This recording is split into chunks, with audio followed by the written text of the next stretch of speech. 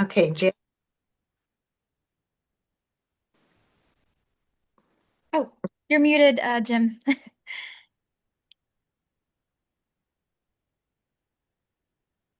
Jim, did you unmute? I wonder if I should start then. I apologize. I was muted and didn't realize it. Okay. So let me get us off to a better start.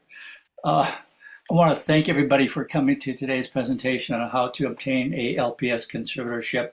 It's being presented by NAMI Urban Los Angeles. Gail, Evanguelidi, and myself, Jim Farell, will be discussing the slides.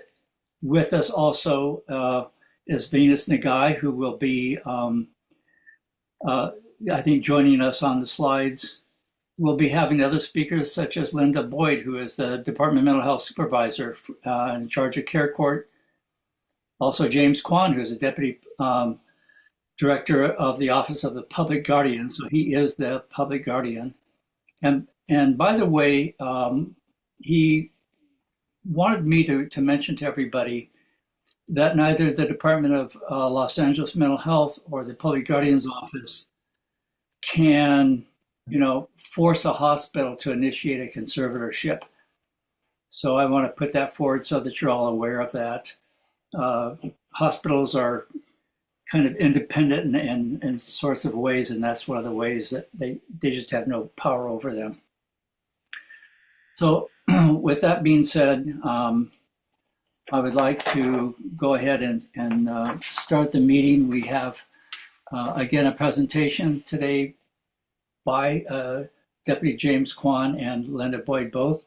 So you're in for a great learning curve with some great presenters joining. So first slide, Araceli, please. Okay. For those of you that are going to be asking questions, realize, and there's always so many questions, this is how you can contact Gail. Gail's knowledge about everything LPS Los Angeles is the go-to for LA. I'm in Orange County, and I have a conservatorship group in Orange County, so you can look my number up otherwise. And to contact the Los Angeles Public Guardian's Office, if you have any questions of Linda or Venus Ngai and what they present today, this is their contact information. We'll try to bring this back up towards the end of the presentation, but please take note of this. Next slide. So I want to share with you that Gail and I will be sharing with you the suggestions and knowledge that we've gained from others, which may provide you with the greatest probability of a successful recovery for your loved one. And this is specific for Los Angeles. Mind you that the LPS laws apply to all counties throughout the entire state of the state of California.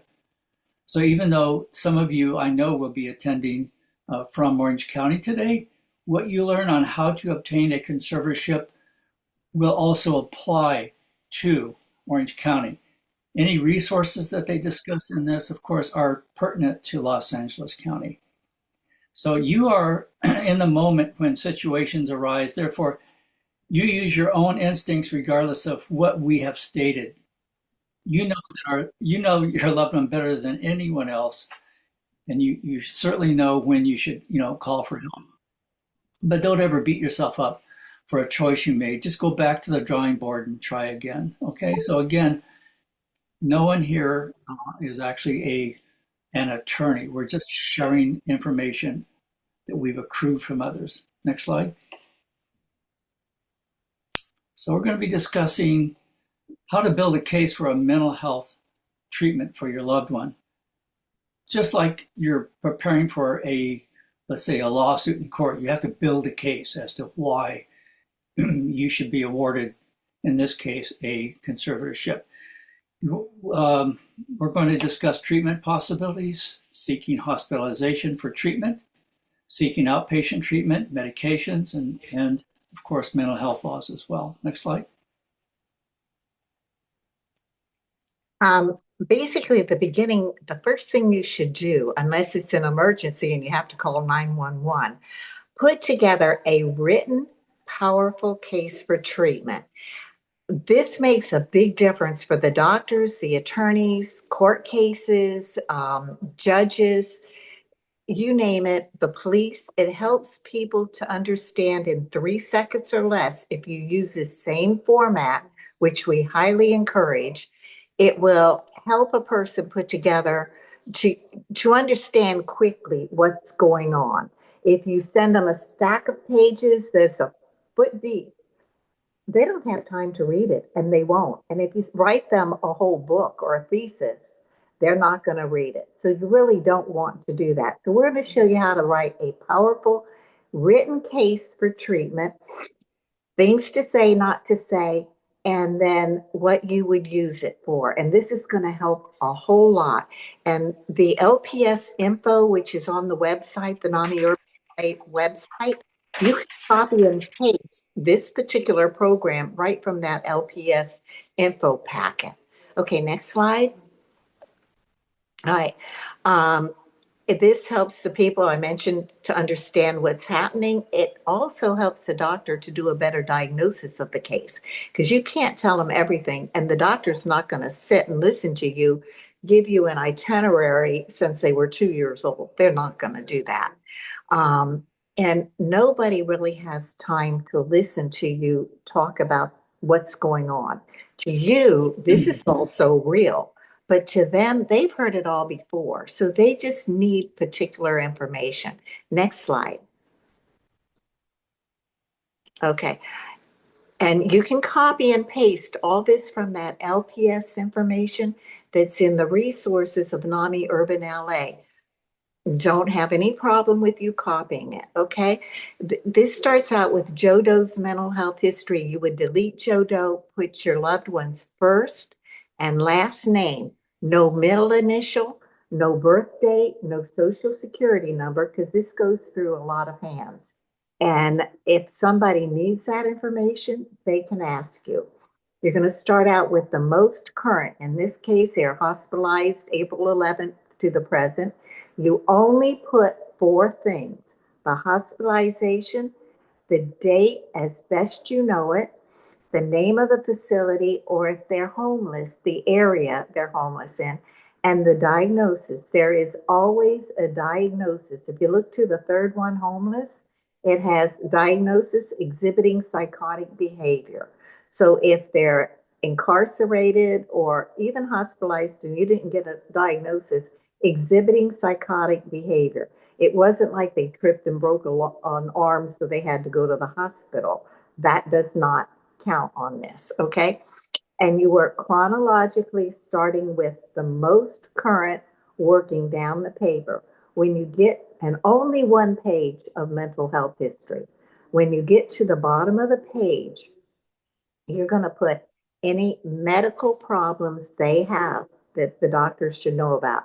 High blood pressure, heart problems, diabetes, anything at all like that, put that on there.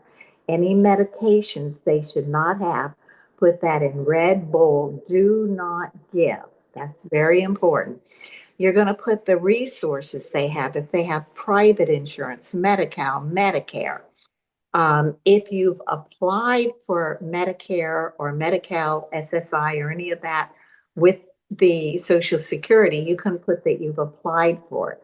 Now, just a note, you can use the word here. When you're talking to Social Security, do not use the word you are applying. They will say you cannot apply and they'll hang up on you. You say, when you're talking to Social Security, I would like for you to help me fill out the forms. So, but here you can put so that they know you're trying to get this resource. Those resources open doors for treatment. Next slide. Here, Sally. Next slide. Thank you. Okay, at the bottom of the page, I put your allergies, your medications they should not have. Do not list the medications they should have unless it's one that really, really works. Because many times those doctors will give medications for your loved one, which are good for a person who has a mental health problem. If your loved one has a serious mental illness, you have to up the ante, and we will talk about that later. So don't list the medications, because if you've got a new doctor, chances are they're going to work to find a good medication for them. Resources, we said put all that in. So basically everything I said before is all written right there. Next slide. Okay. The second page starts your symptoms and your characteristics, and this will probably cover a page and a half. If a person doesn't have those symptoms, delete it. Delete the whole section if they don't have it. This starts out with visual hallucinations. Not everybody has that. If they don't, delete the whole section. Only bullet phrases. Say nothing positive. It will be used against you. So nothing positive. And keep in mind, they've heard it all before. So they really don't want to sit and listen to you talk about 45 minutes of something that's just amazing to you, but they've heard it. So sees ghosts, dead people, sees people with pointed chins, beaked noses. If they don't have those, delete it and put only bullet the things that pertain to your loved one, a phrase. Auditory hallucinations, sits and laughs for no reason. Chances are they're hearing voices. Delusions, they may have some really grandiose delusions. Sometimes they believe they're married to a famous movie star, and that could be a problem. Believing in the delusions by acting on these delusions. And some of those delusions are really scary. Sometimes they can see in their mother, they might see a dead person in their mother, and that's frightening to them, and they're trying to get that person out. Now, let me just kind of give you an idea how their mind is possibly working. I'm hearing it. Okay. Yeah, I'm getting echo coming back on my conversations. Okay, if you're having a dream at night, in your dream, there's no rhyme, no reason. One minute you're here, another minute you're there. There's no conscience. Oh, I shouldn't be doing this or I shouldn't be doing that. And when you wake up from your dream, you may or may not remember. That's just kind of the state that they're in. So when they wake up from this dream, when you get them in the right medications and they're coming up and they've done things that aren't really good, chances are they don't remember. So I wouldn't push it on that. If many times when there's serious mental illness, they are lack reality. And you get very frustrated. Why aren't they listening? Why aren't they doing this? To solve your stress, to kind of release your stress and kind of give you a little bit of calmness, stand in front of a cinder block wall and make that cinder block wall move a half an inch, just a half an inch. When you accomplish that, now you're qualified to go and talk with your loved one and to get them to do what you want them to do. In other words, it isn't going to happen. If their brain does not have the proper chemicals to make those neurons connect properly, it just is not going to happen. You'll get things like it's hot outside. They may turn on the air conditioning, that's correct. Open all the doors and windows and start layering with clothes. That's because their mind is not sending the proper medications or the proper messages because it's not connecting with the right chemicals to make it connect properly. So I hope that helps you to understand and not get too terribly frustrated with your loved one. If they are really in a bad shape, don't let them start to come back, start to be harmful. Go outside the house quietly, call 911 and get them in the hospital as soon as you can, because you don't want them to hurt anybody, and definitely not you. Okay, next slide. You can read over these. There's lots of examples on here to help you to think so that you can say, oh, my loved one does that or they don't. If you have something like on paranoid thinking, it says people are running him or her off the road. Let's say you're referring to your son and you leave the him/her. When the doctors read that, they go, oh, they've copied this from somewhere. They will delete the whole thing. This is specific for your loved one, so take the her off. Or if it says they, take they off and put him. So you want this to be for your loved one and things that they are doing. Do not put times. 2 weeks ago they did this, because in this episode they might be doing it, in another episode they won't, but the following episode they just might. So you really want to cover these. There are certain things that run through the people.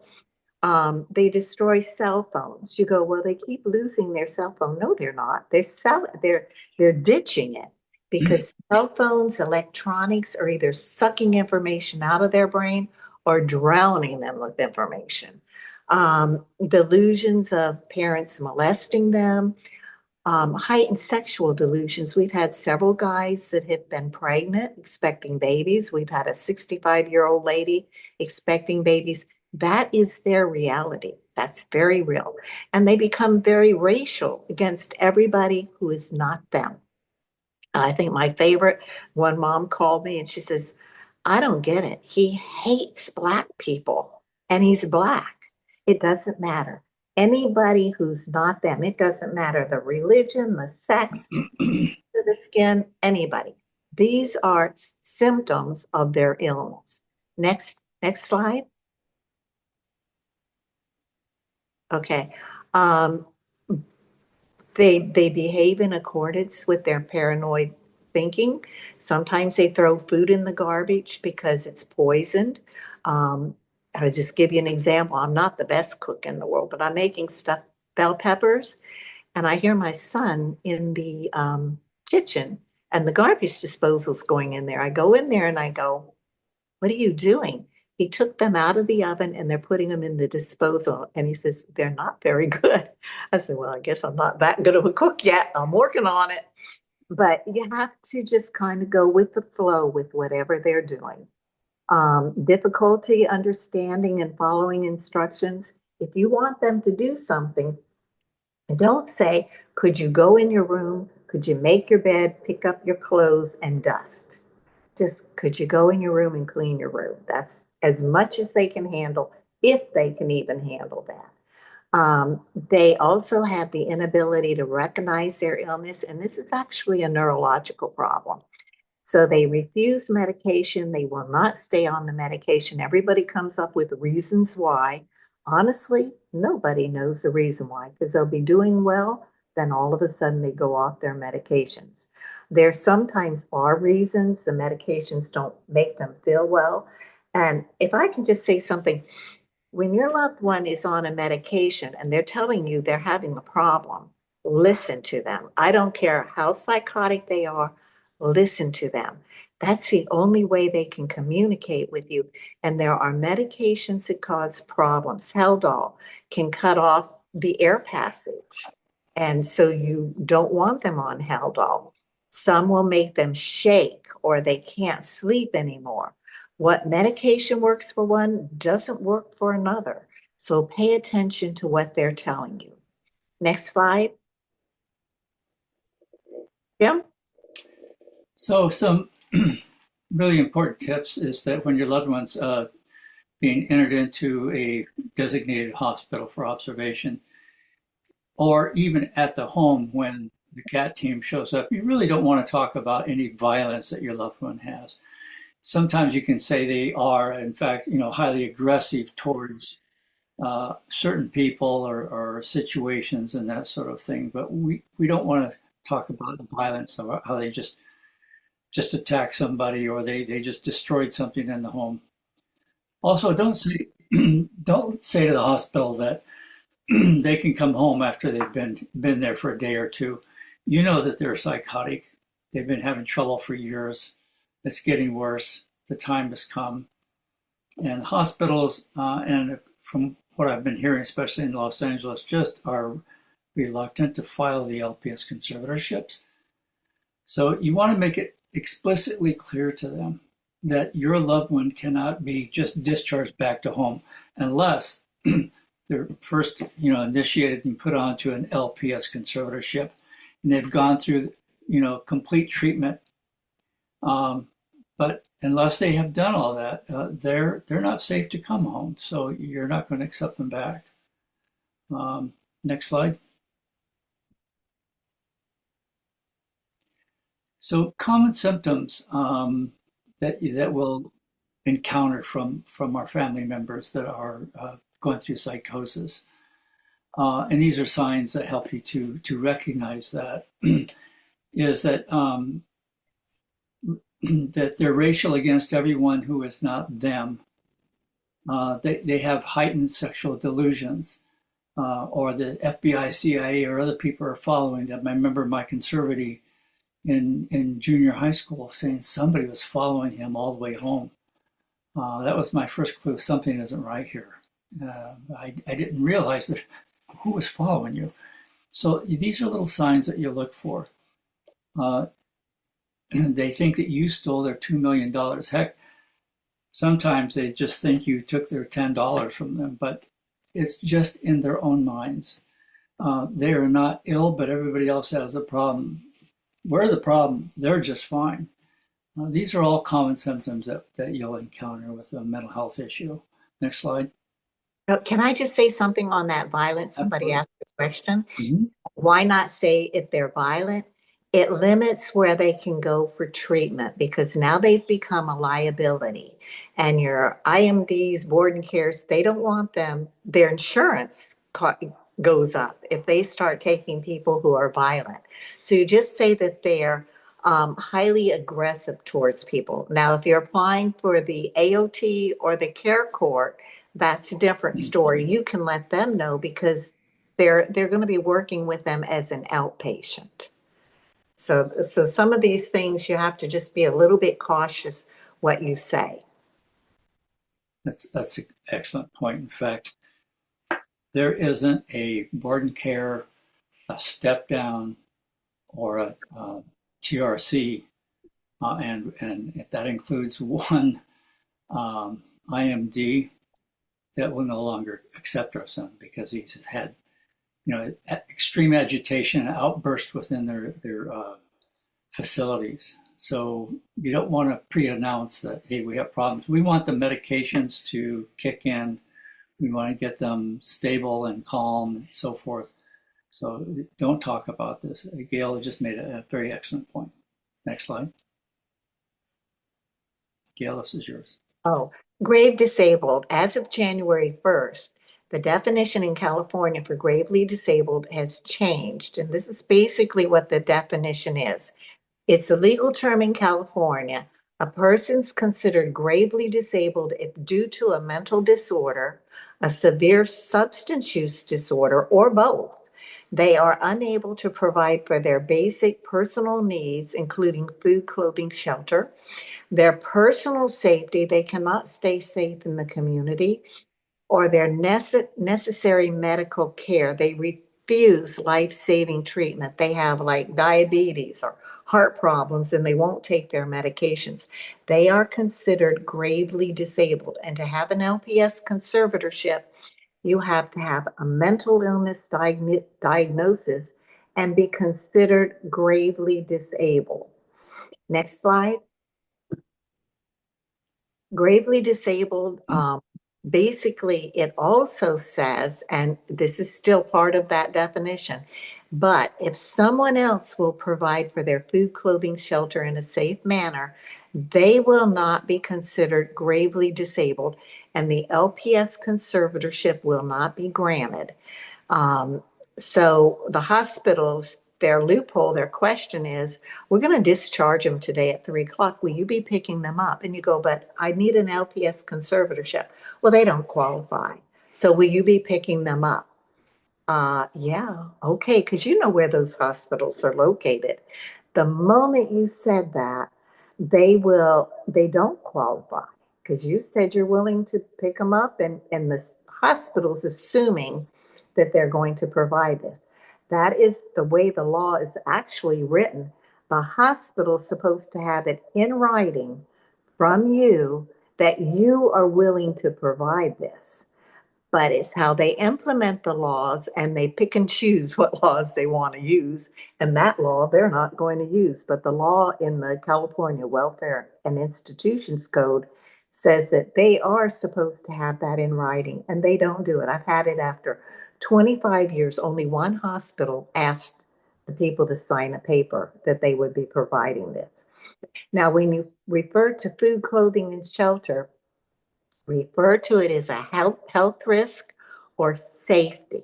And that's very, very helpful. Can we have the slide, Araceli? I wanted to comment on that before we move forward. Okay. Know that there are circumstances where you'll obtain a LPS conservatorship. A year will pass. You'll be in the process of renewing it. The public defender who is representing your conservatee will call you, and this actually happened to me. And she said, by the way, Mr. Farell, if your son, for whatever reason, isn't retained onto a conservatorship, are you going to be helping him and taking? I said, well, first of all, if my son is taken off of a conservatorship, that means he's no longer gravely disabled. And if he's no longer gravely disabled, he won't need my help now, will he? So no, I won't be helping him. I actually had a judge ask me the same question. Would I be helping my son if he took him off of conservatorship? And I said, no. And the judge was so shocked. His eyes got big. He said, no, you won't help your own son? I said, Your Honor, I have to say that because if I tell you that I will be helping my son, then he'll no longer meet legal criteria of being gravely disabled. And the judge just kind of took a deep sigh and moved on. But don't let the judge, don't allow these public defenders to trick you, because the moment you say, oh, sure, I would take care of him in that situation, there goes your conservatorship. Keep that in mind. Next slide. Yeah. Okay. Shelter. These are some ways that you can hit the shelter, food, and clothing. Okay. Basically, you're stating they cannot come and live at home. They have no place to live safely. They cannot handle a shelter or board and care safely. So those are, you can copy this as far as I'm concerned. I have no problem with that. Food. If they've lost significant weight from not eating, that's a health risk. If they're paranoid of food from being poisoned, or if they're overweight because of compulsive eating, every one of those can fit the food situation. You put down only what applies to your loved one. Clothing, if they take their clothes off at inappropriate times and places, that's a problem. If they wear clothes for excessive periods of time, they're smelling. And don't put for 2 weeks or 10 days or something like that, but just put for excessive periods of time. That builds up bacteria on their skin. Actually, they're in a category of possibly getting MRSAs, which is extremely dangerous. If they dress inappropriate for the weather, you see people on the street, it's hot. They've got a hood, a sweater, a sweatshirt. That's a health risk. Or it's cold outside and they've got a t-shirt, flip-flops, barefoot, shorts. Those are health risks. Another thing which is not gravely disabled, but very common, if they have no insight into their illness, and therefore they will not take medication, and they have a history of non-compliance of medication. Don't say, well, they were at this facility for 2 weeks and they were doing pretty good, then they went off their medication. Guess what? The hospital's going to send them right back to that facility. So nothing positive. It may seem innocent to you. You don't want to do that. You don't want to talk about how great they were. Don't do that. The problem is getting them now into treatment. But after you get that LPS conservatorship, I want you to go back to the drawing board, go look at the photo album. You remember what they were, and that is your target goal to get them back to that point. And if the doctor's giving them medication and saying, well, that's the best you're going to get, and we do talk about medications later. Okay, next slide. Your written case, you're going to use this to acquire SSI, SSDI, Medi-Cal, Medicare, whatever applies to them. Social Security has a record of their work history where they've paid into Social Security, so they can tell you what they are eligible for. Your Income is SSI and SSDI. If they don't have a work history, the income would be SSI, Social Security Supplemental Income. The insurance that they would get would be Medi-Cal, and those two go pretty much hand in hand. If they get SSDI, Social Security Disability Income, usually the insurance with that is Medicare, and that's not given until about 2 months or 2 years after they receive SSDI. But if you can prove to the Social Security facility that they've been ill for longer than 2 years, then chances are that they will grant the Medicare at this time. You're going to use this paper for the police and your psychiatric evaluation team at the hospital. Don't assume people transport what you've written onto the next level of care. For instance, you meet the police outside the house, quietly give them this paper, and this is very helpful for them to be able to write up a case for treatment and to understand more of what's going on. They can tell you where they are transporting your loved one because that is not HIPAA at that time. It's still civil. So you go to the hospital, you don't assume the police gave it to the psychiatric evaluation team. Chances are they don't. You give it to them. And when if they transfer the person to another hospital, again, give that paper to the next hospital. Okay, you can use this. It helps AOT, Care Court, Full Service Partnership, or your LPS treatment team, our treatment program, to understand more fully what's going on. And when they're in the hospital, have them give it to the treating doctor. It really does help the treating doctor. We had one case, it's not an application for LPS. It just gives them an understanding what's going on. I had one lady, she was in tears. The hospital wouldn't do the LPS, and this doesn't happen all the time. She's at the car, getting ready to get in the car, in tears. She calls me. She said, they won't take my paper. By law, they have to. So she went back in, gave it to him. The lady gave it to the doctor before she got to her car. After the doctor read the information, he called her and he said, we're applying for the LPS, or we're going to initiate it with the public guardian's office. He had a better understanding of what was going on. So this paper is extremely valuable. It's helpful. It gets your foot in the door. Door may be slammed on your foot, but your foot is in that door. And it gives you something to work with. If they are incarcerated, request the social worker at the jail give this paper to the treating doctor. Now, if they are incarcerated, put in jail, and you want the LPS conservatorship, try to get the treating doctor at the jail to initiate the LPS conservatorship.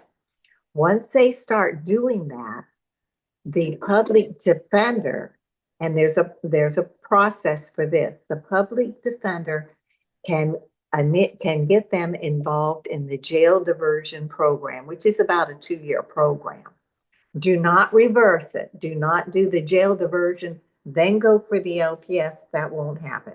Your LPS, the essence of it, it takes away their right to refuse medication.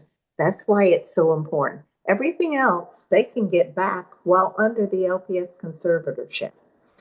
But if let's say you don't get the LPS and they're in jail diversion, they go off their medication, that's a problem because nobody can make them do the medication. They can encourage, but they can't make them.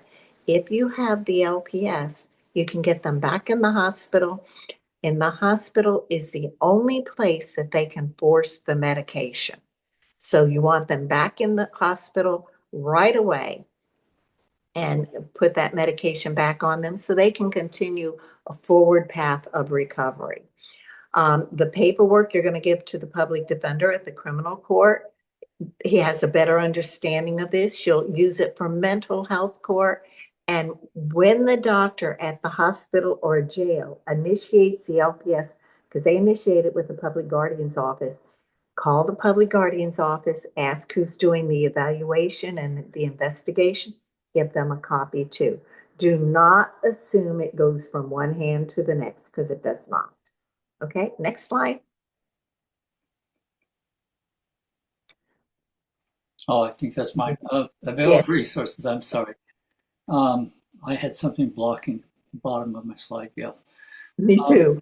For funding income, what you want to do is you want to go to Social Security for supplemental income for your conservatee.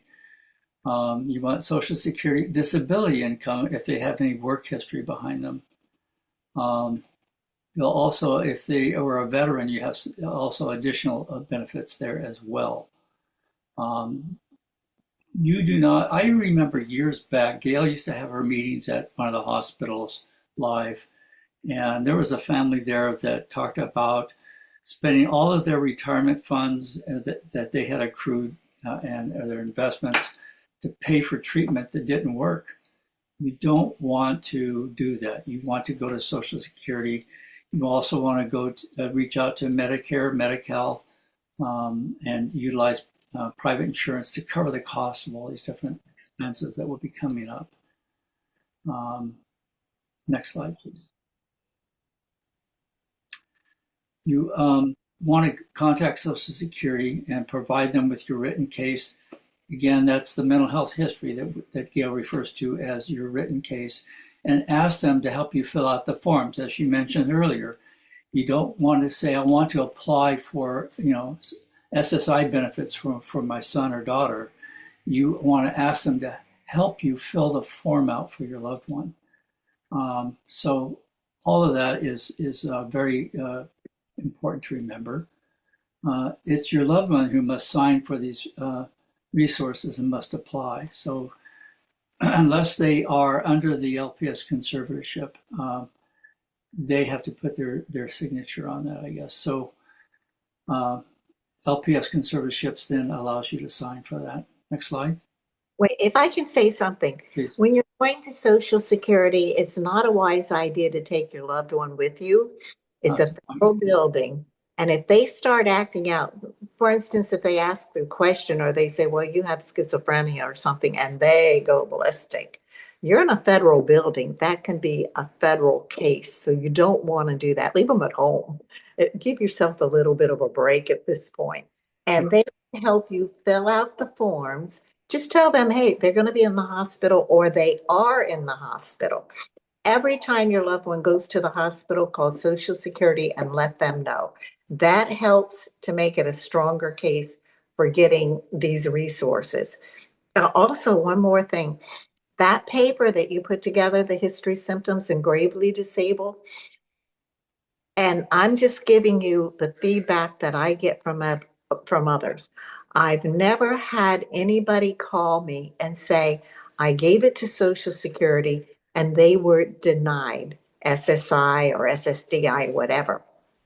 I've never had that happen when they've given them that paper. Usually first time it's approved.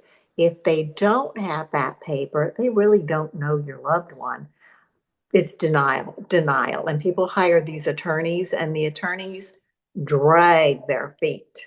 So, you can hire an attorney. I'm not going to tell you not to. It's just how much time do you have waiting for these resources to come through, if they even come through. Okay, next slide. SSI and SSDI, you want to apply immediately to establish a date for payments. Ask Social Security again to help you fill out the form. There's going to be a period of time in waiting for that approval. As Gail said, they've never denied, the request, but it might be, several months. And so all of a sudden, when they approve of it, there'll be a check that goes clear back to the date that you filled out that form. So you're going to get all this back pay in one check that you've been waiting, in the wings for. Medi-Cal is usually granted when SSI is granted. Medicare is usually granted 2 years after you receive the Social Security disability status. So Medicare is really important. It's something that will cover, all your hospitals and so forth. It's good across the nation. Of course, conservatorship is only limited to California, but all of these are going to pay for future hospitalizations. It's going to pay for your housing, the food, and everything else that needs to be covered. Right. Next slide, please. And I'm going to add something on the Medi-Cal. If your loved one's in the hospital, you can apply for emergency Medi-Cal. Even though they haven't gotten SSI yet, they can give you emergency Medi-Cal, and it can go back 3 months prior to. So if there's hospitals like that, because at least they get some money from it. And Medicare, only if you're eligible for SSDI, Social Security Disability, if you've had a work history, an appropriate work history. And don't worry about how far back that work history goes. If you go, well, they haven't worked for 15 years, but they were working for a while, Social Security can tell you if they're eligible for SSDI because they have their work history. Okay, next slide. You can have Medi-Cal, Medicare, and private and insurance. This is an area that I had heard of pros and cons on, saying, no, you can only have one form of insurance. But absolutely, you can have all three. Basically, if you have private insurance and your loved one has racked up an expense, such as a hospital care and so forth, they're going to go after your private insurance first. And if that didn't cover all of the expense of that medical treatment and so forth, then they will cover the remainder with Medicare and Medi-Cal. Private insurance may pay you for facilities, but if they refuse you, then you must have in writing from private insurance company that they will not pay for the treatment. Then Medi-Cal will cover the remaining expenses that your private insurance won't cover. So that's very important to know that. Next slide. Yeah. Cal-able income. And Jim's the one that put me onto this. Cal-able, look this up on the internet. California passed a law so that you can help your loved one. They don't have to just have that SSI. And this is pertaining to if you have SSI. If you have SSDI, you don't have to worry about this. But it allows you to supplement your loved one's income. For instance, if they're going to a board and care, and the board and care is $1,400 a month, and the SSI only gives you $1,200, you're going to have to subsidize some of that money. If you write your own personal check, then Social Security will come back and say, wait a second, you gave them this money, and they will take out a 2-for-1. So every $2 that you put in, they're going to start deducting a dollar. Well, if you put in $200, now they're going to reduce their SSI by $100. And you go, wait a second, I'll have to add more money. That doesn't make sense. So you want to open up a Cal-able account. You can write the checks through Cal-able, and it's got a whole list of things that you can use Cal-able for. School, food, clothing, you name it. It's got almost everything on there. So open up that Cal-able if they only receive SSI money. Now, on their SSI income, do not allow more than $2,000 in the account at any time. That's if they're single. If they're married, it can be $3,000. If it goes to $2,010 when Social Security checks it, chances are you may be audited. It's not a big deal, but that is stress in your life. So if you have, let's say, $1,500 there, and it's coming up where they're going to be depositing more money in that account, get that money out quick. Okay, next slide. Representative payee. This is really important. Most likely, you don't want your loved one handling the money. So this is an easy thing to get through. One of the easiest things you can do. whoever their treating doctor is at the hospital, or if they're in a program or anything at all, ask that doctor to fill out the form so you can be representative payee. Then you go and you open up a representative payee bank account. It's in both their name and your name. It's reported to the IRS as their income, but only you have access to that account. Now, with that said, if they get a hold of the account number and the bank, they can go to the teller. Tellers are not that well educated on this. Hey, I need to get that money out of there. So kind of keep that stuff a little bit quiet and to the side. Give the representative payee form to Social Security and the bank. Open up that account. The funds will be direct deposit directly into the bank account. So it's not being mailed to your house or anything at all like that where you have to take it and deposit it. And this keeps you so you are in charge of the money to be used for your loved one. And, you know, it just makes life a lot easier for you. Jim, did you want to add anything? No. Okay, next slide. Treatment programs. In Los Angeles and LA and Orange County also, and other counties, California is coming up with a lot of different treatment programs. The LPS Conservatorship is the involuntary mental health treatment. It's the only one that's involuntary. Everything else they have to agree. So it's basically the essence of it, they take away their right to refuse medication. And that's how you're going to get them to be back in touch with reality, is with the proper medication, not a smorgasbord of medications. You've got to find the right one. And fortunately, it is still trial and error.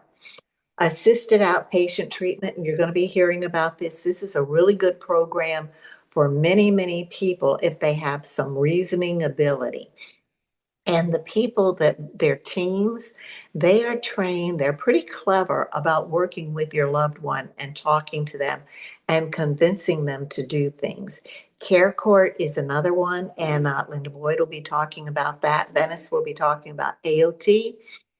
So I'm not going to say much about it because those are some really good programs that we have. Full Service Partnership is another program. These are outpatient treatment programs where they will actually come to your house and talk with your loved one. But keep in mind, only LPS can mandate medication. The other ones, they encourage them, and they're pretty good about getting them to do the medications. But if they don't have reasoning about ability, go back to that cinder block wall and move that. Next slide. Decide the direction that you want for treatment for your loved one. You know your loved one better than anybody. That recovery model, the full service partnership, that many times, especially if somebody's just relatively new, that may be a very good program. Care Court, AOT, those are pretty good programs. But if they don't have any reasoning ability, they can't process information, and they need the medication, fight for the LPS. Okay, next slide. Criteria for an LPS conservatorship. The LPS conservatorship is California's involuntary mental health treatment for recovery. You must have both serious mental illness and be gravely disabled. So it helps a person with no insight into the illness and is non-compliant with treatment and medication. Again, if you're suffering from an illness that blocks your capacity to understand that you're sick, why would you want to take a medication that might have some sort of a very undesirable side effect? You're going to resist that. So these are the type of two issues that are absolutely requirements and criteria for an LPS conservatorship. Next slide. LPS conservatorship is involuntary mental health treatment. I remember there was a psychiatrist that called me with his patient in the room with him because the patient wanted to be on a conservatorship. Evidently, he thought he would get greater help with his mental health needs. And I had to explain to him that it's not, if somebody recognizes that they need the help, then obviously they're not meeting criteria. They must be considered gravely disabled, defined as a condition in which a person, as a result of the mental disorder, a severe substance use disorder, or a co-occurring mental health disorder along with a severe substance disorder, is unable to provide for the basic personal needs for food, clothing, shelter, personal safety, or necessary medical care. Keep in mind, if any one of those criteria presents itself, then they are considered to be gravely disabled. You don't need to have all of those criteria met.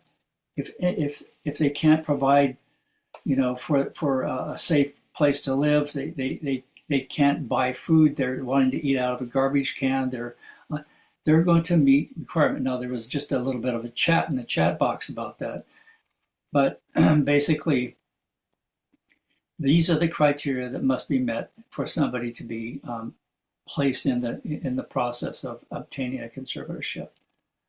Can we move to the next slide, please? So a serious mental illness just isn't, John's really depressed and maybe we need to get him initiated up to conservatorship. No, we're talking about a serious mental illness being bipolar, schizophrenia, schizoaffective disorders, clinical depression, obsessive compulsive disorder, or chronic alcoholism. These are all criteria, especially with the new Senate Bill 43. Covers the alcoholism and the substance use issues as well. But these are the definitions that are currently in effect that would put that label of somebody having a serious mental health condition, mental illness. Next slide. I need to change that slide. I apologize. I thought I changed them all. That's all right. We're not perfect. Nobody is. And I'm the first person that's not perfect. I make mistakes all the time. It's just, Gail, the most incredible thing in this whole thing is you, and you're just a phenomenal. So you don't need to apologize for these things. Oh, thank you. Types of conservatorship. LPS conservatorship of the person. Treating doctor in the hospital initiates this conservatorship with a public guardian. The public guardian petitions the court for the temporary LPS conservatorship and investigates further the need for a permanent conservatorship. There's also the LPS conservatorship of the estate. So let's say that you have somebody that is a famous rock star. I think we all can think of somebody that's producing lots of money. They're having great success in their life and so forth, and then they succumb to their mental illness and so forth, and to the point that they need to be placed onto conservatorship. Then their estate needs to be protected, and that can be protected through an LPS conservatorship of the estate. So you request that the conservatorship of the estate through the public guardian's office be appointed to you as a conservator. So you'd be both the conservator of the person and you'd be the conservator of the estate. And it would be your task then to protect those funds. Next slide. If I can add on that, of the estate, it also, if your loved one has criminal court cases that need to be dealt with, debts, school loans, anything at all like that, any legal problems, can always ask for the conservatorship of the estate. It doesn't mean they have, millions of dollars you're dealing with. Usually it means our people are poor, but they have legal issues that need to be dealt with. And tomorrow's class, we talk more about once a person's under the conservatorship, what can we do and how can we help them on the estate part. Okay, how to acquire the LPS? Basically, that paper you put together is not an application. It's a tool that helps the doctor to understand more of what's going on with your loved one. It is the treating doctor. This is not the practice, it's not the law, but it's the practice. The treating doctor in the hospital or the jail can initiate the LPS conservatorship. And the reason why they do it this way, if your loved one does not show up in court, the case is dismissed. Where when they're in the hospital or jail, they're not going anywhere. And the hospital and jail will transport them to the court so that they will show up. Once the doctors initiate the LPS conservatorship with the public guardian's office, the public guardian does the investigation and they petition county council for a court date so that they have a time for that court. And there's a lot of work and they have to get this done within 30 days. So they do a lot of work. And if they did all that work and your loved one doesn't show up, they've done it for nothing. They don't have the time to waste for people that are not going to be showing up in court. So that's why it's a practice, but not the law. Now there's a program, the home team, which goes to the street and they can initiate the LPS. They have a whole different criteria, but we're not going into that. Okay. All right. Next slide.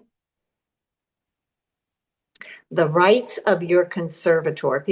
They have a lot of myths about conservatorships. And basically the right for you, if you choose to be the conservator or the public guardian, is to approve or disapprove treatment, placement, and medication. The public guardian will, if they are the conservator, they will not discuss medications unless they notice something's really way off. Then they can order a medication review. They basically do whatever the doctor tells them to do, and they oversee that the person's not being abused. But if you choose to be the conservator, you can look at a facility and go, that's not appropriate for my loved one, but you better have a good reason. If you go, well, it's old and it's dilapidated, that's not going to cut it. But if you go, well, they're selling drugs across the street. My loved one has a really serious abuse, substance abuse. That's not going to cut it. So they need another facility. You also have the right to work with the doctor to approve or disapprove medications for the conservatee for your loved one. And that's a powerful tool to work to find the right medications. You don't have to be a rocket scientist or a medical doctor. Geez, I've got to know all these medications. If your loved one's taking a medication and they're shaking like crazy, you can tell the doctor, hey, no. I mean, if your 5-year-old's taking a medication and shaking, what would you do? You'd call the doctor and say, hey, this is what's happening. You do the same thing. Next slide. I'd like to add to that, if I could. Can you go back here, Sally?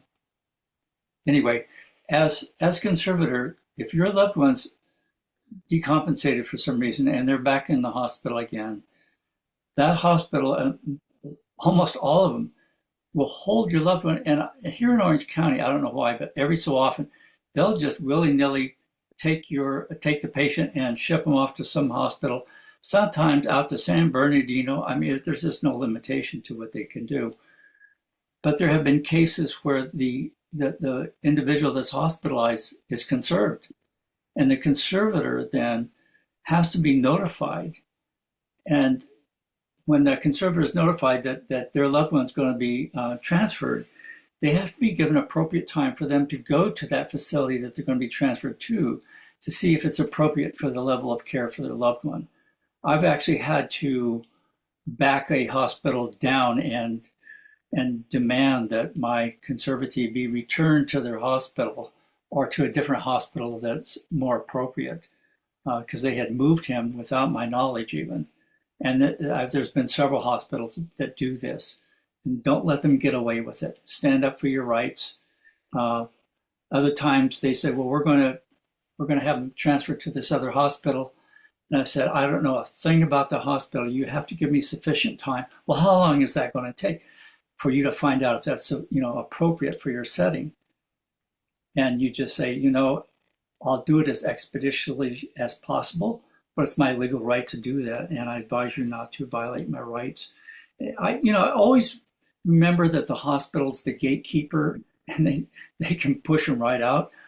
So you don't want to ever be less than cordial with them. But at the same time, there comes a point sometimes that you have to just stand your ground. So, all right, we'll go forward. Thank you for your time on it. Gail, go ahead. Who should be the conservator? The public guardian. There's pros and cons of each. If the public guardian is a conservator, they're able to place a person in a state-approved facility, and it's less stress for the family member. The negative is now you're going through a third person. You're less involved with the recovery process, and you have no control of the medications that they're on. And the public guardian, if the doctor says, I'm putting them on this, the public guardian, they have to go along with it because they're not doctors. So they just, okay, that's the way it is. But you can work with a public guardian. And in LA, we are blessed. We have awesome public guardians. And Jim, Jim Kwon will be talking about the public guardian's role. If you have a problem with somebody, you can call and let him know what's going on. Or if somebody tells you something, they're not necessarily lying. They've been told that, so they just regurgitate it. So you can call Jim, hey, this is what so-and-so's telling me. And then he can correct it and take care of the problem. And things go along very well. They're not going to fire anybody. We need workers. We need them to do that, but we want them educated on things. So, okay, but work with that public guardian. Best thing to do is communicate with them through the email because they don't have time to spend with you on the phone. And if you call and decide you're going to take up 45 minutes of their time telling them, the kid's history, they don't have that time. They've got like 50 to 75 people to work with. So be respectful of their time. Next slide. The conservator's loss of right. The rights terminated under the LPS conservatorship is the right to refuse medication. That is the essence of the LPS conservatorship. Now, the rights that have been terminated but can be reinstated is the right to enter contracts, drive a car, and actually possess a gun. They lose that temporarily. I've only had one situation where the person got the right to possess the gun back. But entering contracts and driving a car, they can get those back. That's not a problem. And we'll be discussing all that tomorrow if your loved one's under the conservatorship, how to get that done. So those are important things because the contracts, I don't know about yours, but if they've got, 3 or 4 credit cards and they've run them up to the hilt, you have the right to cancel those or to deal with the credit card companies. And after 3 years, they'll give them a judgment, but 3 years, that goes off their credit. So I wouldn't get too anal about any of that. Next slide. Should you be the conservator? The pros are you have direct contact with the doctor. But again, go through the social worker or charge nurse. If you need to talk with that doctor, you have that right. But bullet what you want to say to the doctor. They don't have time to spend an hour with you. So be respectful of their time and they will appreciate it. You can also reject inappropriate treatment facilities, medications, and treatment places. We had one kid, very, very bright, but he had catatonic schizophrenia and wasn't talking. So when they evaluated them, they thought of low IQ and put him in a facility that pretty much everybody was very low functioning. That would have freaked him out. So when the conservator told the intensive care division about the problem, they understood, okay, they put him in a different facility because as he was on the medications, his vocal ability would return.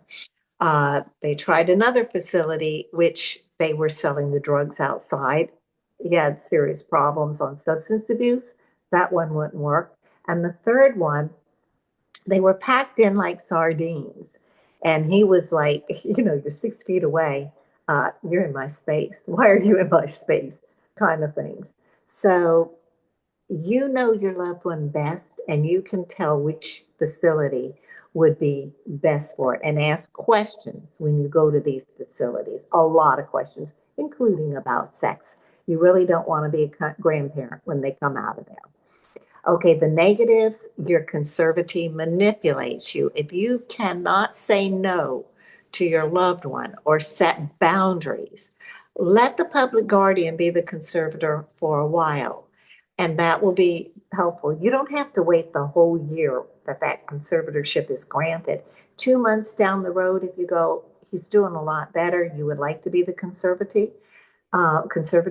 you can petition the court. It takes 7 to 10 days, and it doesn't cost you anything. They can grant you the conservatorship. And just a note, should you choose to be the conservator at court, ask the judge to assign you an attorney should you have questions. The attorney's free, and if you have any questions during the year, legal questions, you can call that attorney and ask them, and they're very, very helpful. The other negative is the hospital will try to push you around. We need to discharge him. We're going to send him to your house or send him to this facility. You have to be strong and stand your ground and say, no, you're not. You know, this is what you're going to do. Okay. Next slide. Jim? Oh, I couldn't see it. Sorry. Call No. police. Call police. Call 911 when the person is harmed to self or others. Might be a flight risk. Do not wait for the person to hurt someone. Hospitalize them immediately, and do not call the police a week after the incident. Demand the person be placed on a 5150 and taken to the hospital, not to jail.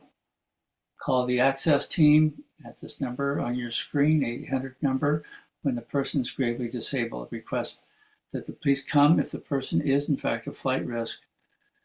Write 3 open-ended questions based on the patient's psychosis to just demonstrate the person's state of mind. Excuse me. You know, there's one of the things here, I want Gail to talk about this last one, which is just brilliant. It's such a great thing that she came up with. But nonetheless, this under 2, it says request police to come if the person's a flight risk. Just know that just doesn't exist anymore. At least, you know, the only time, at least here in Orange County, that police will come to a house is if they are needed, you know, to maintain safety. But because of certain events and lawsuits against police departments, you know, when they were defending themselves in a situation, and that escalated to a point that the police shot somebody and they died and were sued, and it didn't go favorably. Police across the entire state of California no longer really want to come to the house and absolutely will not touch anybody. Here in Orange County, we had an event at our home where the police came to the door, and I couldn't get them to come into the house. My son was headed for the back door. They said, we're not going to chase them. They just don't want to be involved. They don't want to get into a lawsuit. So it's really, really a challenge. What I have seen is that if your loved one's under the care of a clinic, when the clinics call the police department, you get incredible response. And sometimes it's just the fact that you have 2 or 3 police officers in uniform that the individual is more compliant to, you know, get into the ambulance for transport. But that's a real problem. But anyway, I think all this is incredibly important to keep in mind. Gail, is there anything you want to run about? Talk about the open-ended questions. That's just so brilliant. I will. Okay. First of all, let me just say, a lot of people will tell you to get a restraining order. If your loved one's serious mental illness, that's a piece of paper that doesn't mean a darn thing to them. Right. But it is a direct access to the jail. If you call 911 or the resource people, the access team, when they come out, they don't have a choice. They have to take them to jail if they violated that restraining order. So I'm not a fan of restraining orders. I will never tell you not to get one. That's your choice. But I would rather that if the loved one comes to your house, you call the police right away. He's here. We're afraid for ourselves. He needs to go to the hospital right away and let them know what he's saying and what he's doing. Then you can deal with that easier. And a lot of times people will tell you, well, you got to let them go on the street. Well, good luck, because you have to find them first to get them in the hospital. If they're with you, even if they're count, you know, camping out in your yard, you know where they are, and it's easier to get them in the hospital there. But you also have to balance safety and your safety and their safety. Don't wait for them to get so bad that it becomes a problem. Okay, those three open-ended questions. And NAMI will tell you, you want to diffuse the situation. No, you don't. If you diffuse the situation, the police will come, okay, he's fine, everything's calm, this is okay. The three open-ended questions will get them to talk. For instance, you know what their delusions are. And you write these down for the police, and they can say, I understand your mother's taken your $2 million. How can we help you with this situation? They'll start to talk. Or I understand that you're married to Britney Spears and you're having trouble being with her. How can we help you with this situation? Or I understand that the FBI's been following you and chasing you. How can we help you with this situation? They're not arguing. They're not saying this isn't true. They're just getting them to talk. And that will help to get them back in the hospital. Okay, any questions? I'm not questions, I'm sorry, Jim. Anything you want to add? Nope. I think that's just really what I wanted to be shared. Thank you, Gail. Those sample questions. So shall we go on past that one? Sure. When your loved one's hospitalized on a 5150, it's also referred to as a 3-day hold or a 14-day hold. And then it can move to a 5250 if they're continued to be held. For a 14-day hold, it's at that time that the probable cause hearing's held. Within 4 days of this hold, then the doctor should initiate the LPS conservatorship. The conservatorship process is initiated with the public guardian's office on 5270.15. That's also known as a 30-day intensive hold. Followed by that, you have the 5352.1, which is a temporary conservatorship, also known as TCON, up to 30 days. It runs concurrent with the 30-day intensive hold. So that's the nuts and bolts of the calendar, you might say, of how the timelines are to bring the LPS conservatorship into existence, you might say. Gail, do you want to elaborate on any of this? Yeah, another mistake, that 14-day hold at the very top on a 5150, it's supposed to be 72-hour hold. Oh, of course. I just read it. I didn't have the brain in you. Yeah, you're absolutely right. It's a good catch. Yeah, I have to correct these. So I love it. Okay, Great. Next slide. So LPS via hospital, you want to give the written case. Again, that's the mental health history that Gail's teaching you how to put together here. You want to make sure that gets to the treating doctor in the hospital. You want to request also that the doctor initiate the LPS conservatorship.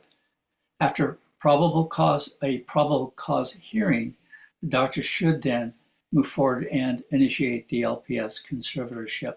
I'd like to interject one little thing into a real life experience, and that is that because the individual is not on a conservatorship when they're entered into the hospital on a 5150, they cannot share with you if your loved one is even in the hospital or if they've been released or to their own cognizance, if they're stable.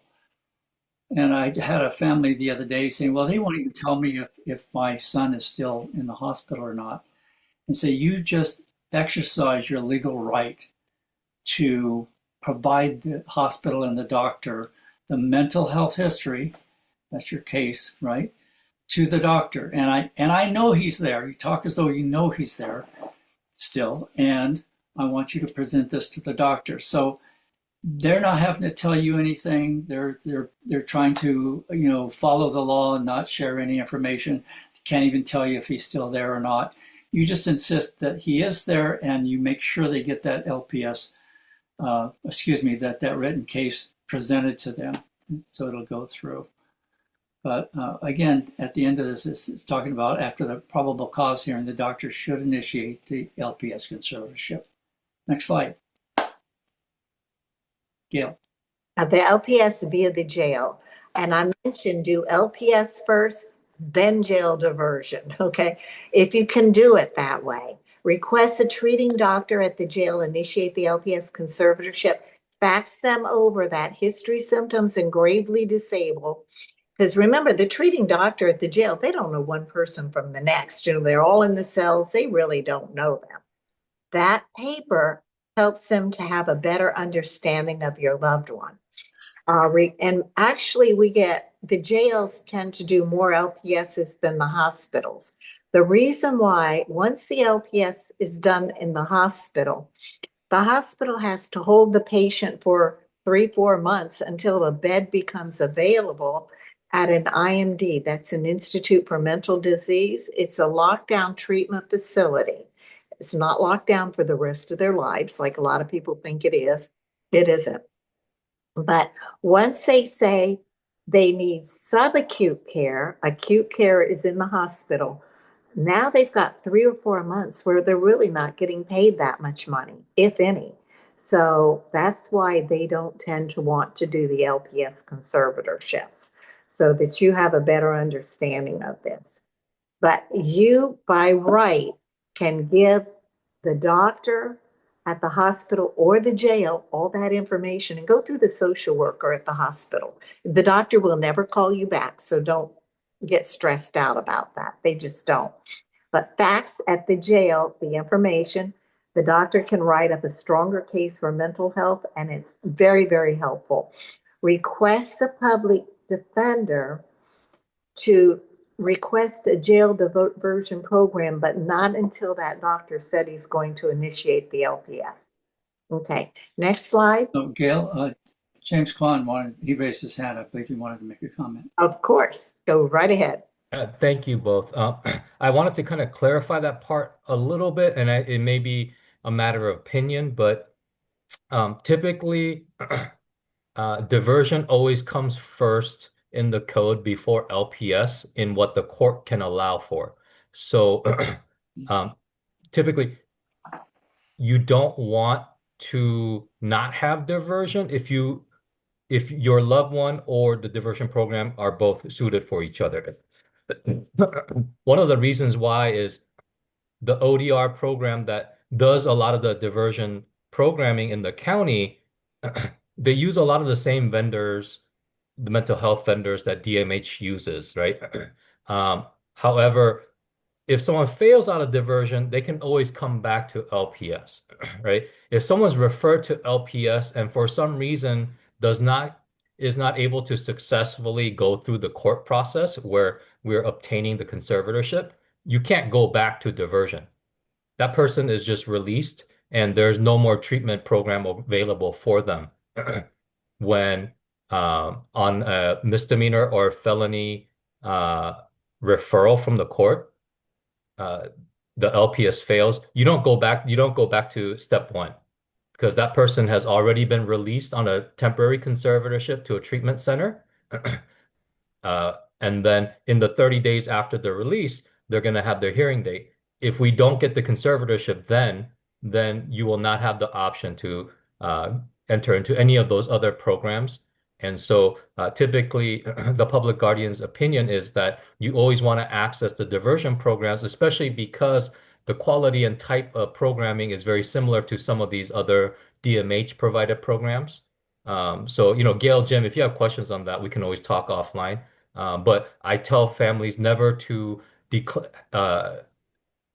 not that it's their choice, but to have their loved one decline the diversion program because it's very robust. They provide housing, they provide mental health, they provide vocational, SUD treatment, all of that wraparound services are included in the diversion programming. Thank you. Thank you for, James is very knowledgeable, that's for sure, and go with what he's saying. But I do have a question, James. When you say if LPS fails, what are you referring to? So as you know, it's a legal process by which the Okay. public guardian has to present evidence as to the person's grave disability. Now, as you know, people in jail are not always treated with the same type of mental health treatment that you're going to get when you're released on a temporary conservatorship from the jail to a treatment center. Sometimes while they're getting the treatment, they reconstitute enough to be able to make a very robust case for themselves, right? And if a person is sitting in front of a judge, they're shaved, they're combed, they're clean, and they're saying, here are all my plans for what I'm going to do when I'm off this temporary conservatorship, regardless of what evidence you present, regardless of family, whoever, the psychiatrist all presenting previous information, there are chances where in a jury trial that a jury of their peers may say, hey, this person does not look gravely disabled, right?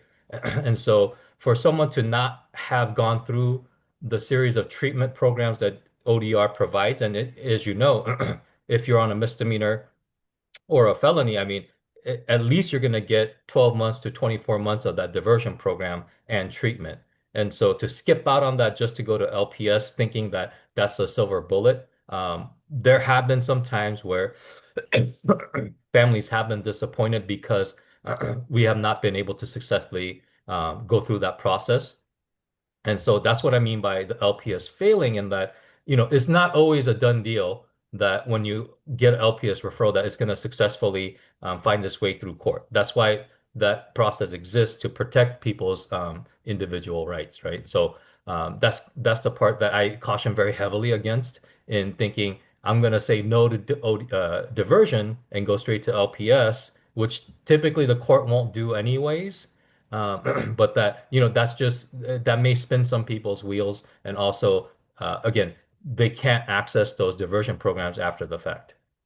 Right. Okay. I'm glad you clarified that because when you said failed, I didn't know what you meant by that because under LPS, you can get them back in the hospital for medications, but you're talking about at the court for failing that it's not granted. And that makes a big difference. So thank you very much. Appreciate it. Okay. The Welfare and Institutions Code. Oh, Jim? Jim? I think he's on quiet. Can you hear me? Yes. Now.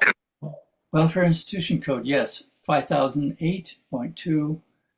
This is the law that requires that all healthcare providers shall take your information, and the historical course of the person must be taken into account for treatment.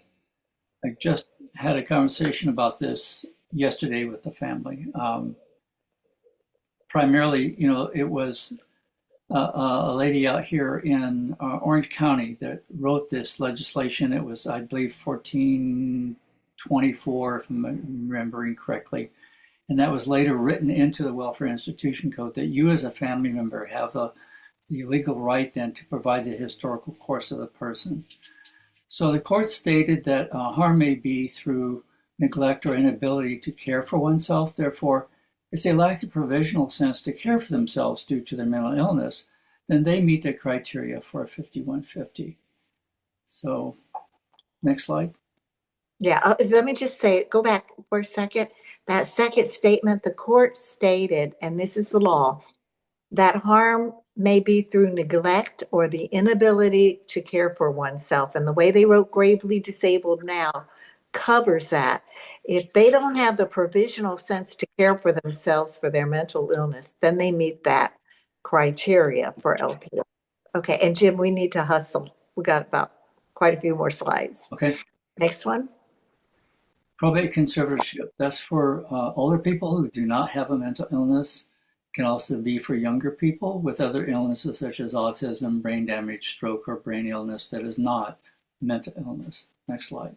Well, I just want to say, if you go to an attorney, many attorneys will tell you, yes, I'll get you a conservatorship. And chances are they're referring to probate. You're paying money for that. If you get to court and your loved one has schizophrenia, the case will be dismissed because it's in the wrong venue. So you have to be sure that that attorney is talking LPS. The attorney cannot make the doctor at the hospital or jail initiate the LPS conservatorship. So, I mean, you can hire an attorney, but just bear in mind, they can't make people do that. So be a little bit cautious about that, but they'll take your money. Next slide.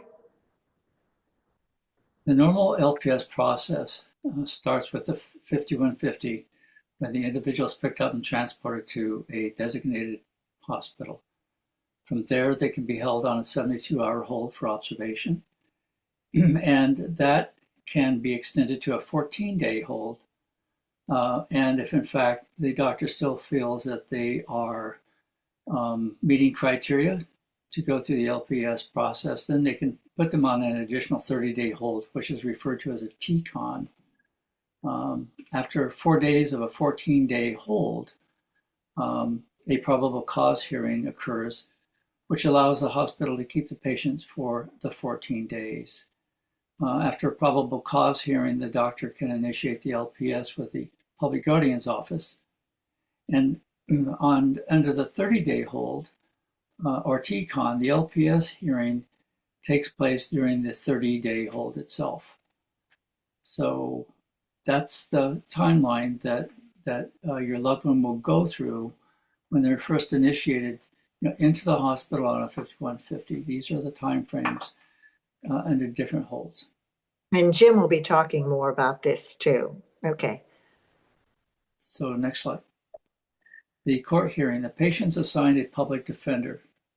The patient can also request a court hearing, which is, with a judge. Or, in fact, they could say, I would rather be that my conservatorship be determined by a jury trial. Just cross your fingers. There's laws in the state of California. It's called patient's rights. And patient's rights then, while your loved one's being held and you're trying to initiate the process and along with the public guardian's office and county council, you have the patient's rights educating your loved one about all of their rights as well. And so they say, I could have a jury trial. Well, you pray they don't ask for a jury trial because you never know who's going to be on that jury. You don't know if maybe, they have reasons why they don't think somebody should be on a conservatorship. So, you hope and pray that your loved one elects to go with a judge to make the final decision on his hearing. Next slide. Yeah. The Mental Health Court, Department A and B, is in Norwalk, and I have to change those judges because Linda let me know that we have a new judge now, and Judge Heron is no longer there. Okay, but that's the address, and many of your hearings you can do by WebEx, which they'll let you know that if you choose to be the conservator. All right, next slide. After the LPS is granted, the hospital's supposed to hold the patient till a proper facility becomes available. The intensive care division, they should request that they come out, evaluate the person, and the level of care can be determined. Now, usually if the hospital can find a good medication that works for your loved one and they start improving, this is the general way it goes in terms of you start out with an IMD, you do step down board care, sober living, or outpatient treatment. But if they get the right medication, they're no longer a flight risk because the IMD is a lockdown. It's the only one that's a lockdown. They might be able to skip that and do a step down, which is enhanced residential housing. It just depends on how it is for them. And if they are in an IMD, they're not let down forever. As they get better, they'll let you come and take them out for lunch, take them for like 3 days, not not 3 days, but for maybe overnight. And that can go pretty quickly if you're finding the right medication. So that's pretty helpful. Next slide. Suggestions for recovery. I told you to remember what your loved one was like before their illness started. Seek that level of care and don't settle for, well, that's the best you're going to get. No, if they're still having, if you call me and a year later they're still hearing voices and things like that, my first question is, what medications are they on? And I'm not a doctor, but I can tell you these doctors will give them medications for a person who has a mental health problem. Your loved one has a serious mental illness. It's like if you have a migraine and I have a headache and I give you my Tylenol for your migraine, it isn't going to phase it. It's the same thing. They need cognitive therapy. It's like your muscles, they atrophy, your brain's atrophy. The brain works. It just needs to be exercised again. It's the frontal lobe that processes that information that's what needs the medication. Addiction, substance abuse treatment. Don't do one without the other. You need the whole kit and caboodle. All right, next slide. This is supposed to go to, no. Oh, this isn't volunteer. Okay. Be sure that you take the free family to family class. It's a great class. Some of them are 8 weeks, some are 12 weeks, and some you can do by Zoom. It empowers you to be able to deal with your loved one a lot better. It's a great, great program. It's offered nationwide. And then NAMI Urban LA, they're the only one that offers this program for LPS conservatorships. So if you know people that need it, we offer it about 4 times a year. Can't tell you when the next one is, but it would be helpful. Join NAMI, one of the best things you will do, and get involved. Some of the laws, not the laws, but the way they treat people, for instance, the hospitals, they recycle people. They're not treating like they should.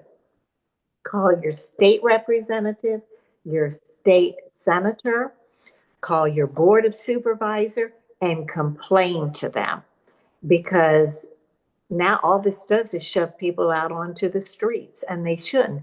If you can get them treated and they can get their life back, they can get a job, you can have your life back once they get their life back. So there's a lot to be involved on getting them back on the road to recovery.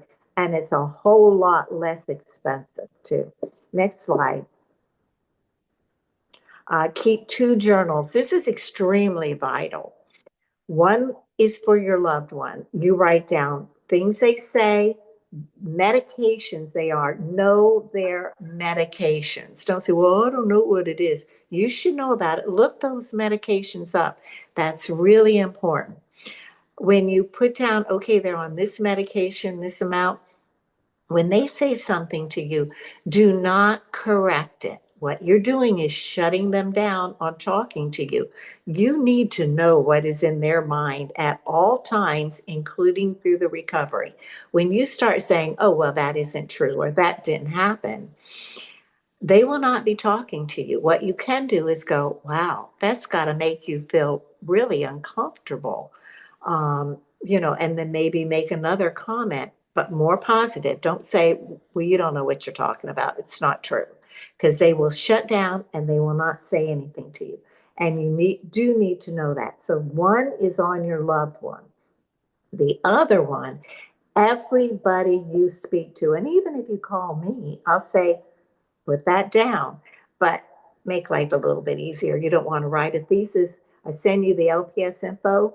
It's in there. So everybody you speak with, you want to know the time, the date, who they are. And when they're saying something to you and it doesn't sound right, say, let me understand this correctly.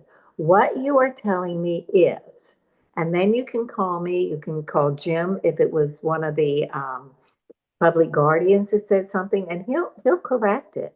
He will help them, because people are told things and they just regurgitate it. And it's not true, or the things have changed how they were things.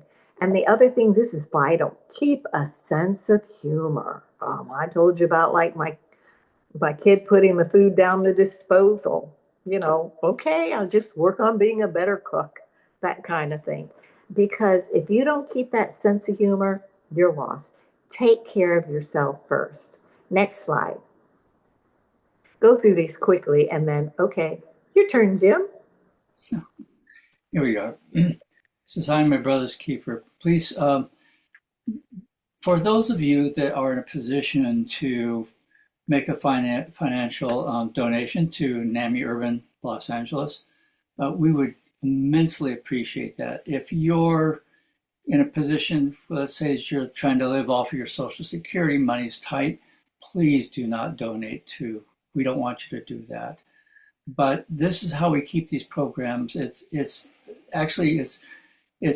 families like you that are helping this program to continue. And so if you can make a donation, send it to NAMI Urban Los Angeles in the care of Madeline Cobb at the address on your screen there, and mention that you're making a donation to support the LPS conservatorship programs. Be immensely appreciated. Again, don't do it if money's tight and you're, paycheck to paycheck kind of a thing. Please do not donate. We want to be here for all of you, and for those families that come up that need us to be here for them. You're helping NAMI Urban Los Angeles will directly help other families, and so we would really appreciate that. Okay, any other slides? No, this is the last one, so I will Okay. be switching over to James' slides. Just 1 Okay. minute. Thank you. Thank you.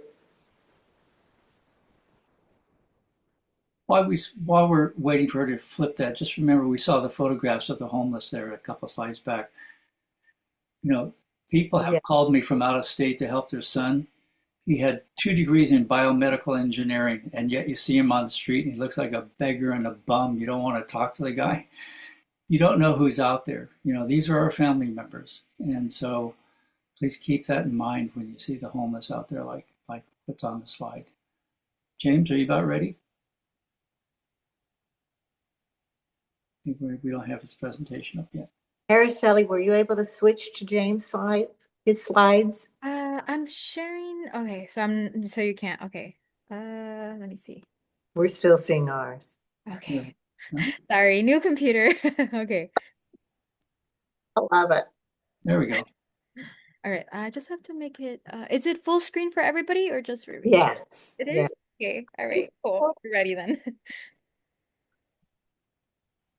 Okay, good afternoon, everyone. Thanks for taking the time out.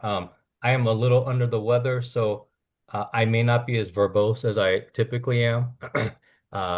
If you have questions, please feel free to put it in the chat. And of course, Jim and Gail, you guys did a wonderful job. You covered a lot of the stuff that are already in this training. So we're going to skip through a lot of the slides. Again, just everyone, where you're going to get the slides. So please don't worry about trying to take pictures of your computer while this is going on. Feel free to just immerse yourself in the presentation, okay? So I think you guys covered it all. Obviously, conservatorship is a court proceeding that gives powers to the person who is the conservator and restricts the conservatee from certain things. So let's actually move forward to the next one. Actually, Araceli, am I able to control this at all or no? If you want to screen share and take over, you can. You have that screen sharing ability. Oh, then let me, sorry, just so that I can save my breath. Oh, okay. Very well. So, Everyone James has had, he's been ill. And bless his heart, he's coming and doing this for us today. So I'm trying to save his voice. yes, thank you so much for your patience because I do not have the same technical ability as Araceli. Here we go. Okay, I will stop screen sharing and then you can start screen sharing. All right. So let me know if you could see that screen. Yes. It should be the same one. And so, I think Jim and Gail, you talked really well about the holds. So I want to be very clear. the LPS Act was initially created um, not to get people into treatment, but to make sure that people are given treatment and their civil rights are protected at the same time. So, it's really hard to give someone involuntary treatment without going through the due process rights um, today, obviously. In the mid to early 1900s, you guys have heard horror stories of husbands sending their wives to psychiatric hospitals because they didn't like the tone of things, or whether it be minorities or other non-majority groups, they would get sent away without any other due process rights, which is really the point of the LPS Act, is not necessarily to get people into the treatment. My understanding of history is they wanted to build in the second part of community mental health with an act, but they were never really successful doing that. And so we have a little bit more of a patchwork than what was originally intended by the legislators at that time. So when you're frustrated with the system, do understand that was the initial intent, is to make sure under every single hold and even the conservatorship, the person who's being held has an immense set of rights as we would all want them.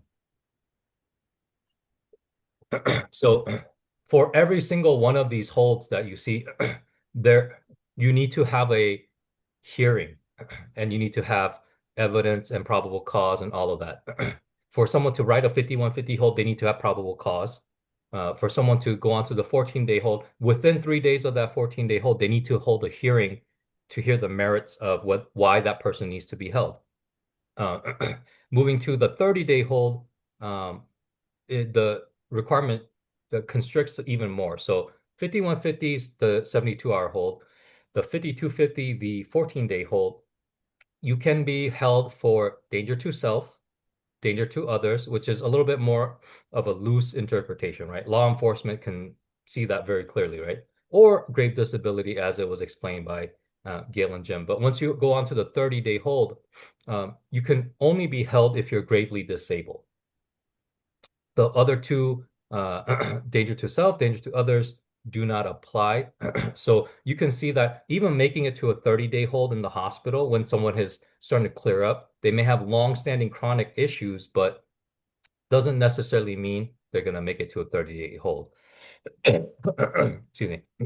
So the reason why I'm bringing this up is we actually get, we're very happy as the Public Guardian's Office to get a lot of emails and questions about why hospitals won't refer or they won't communicate with us. And, we are not in any different position. We cannot compel someone to send in a LPS referral to the Public Guardian.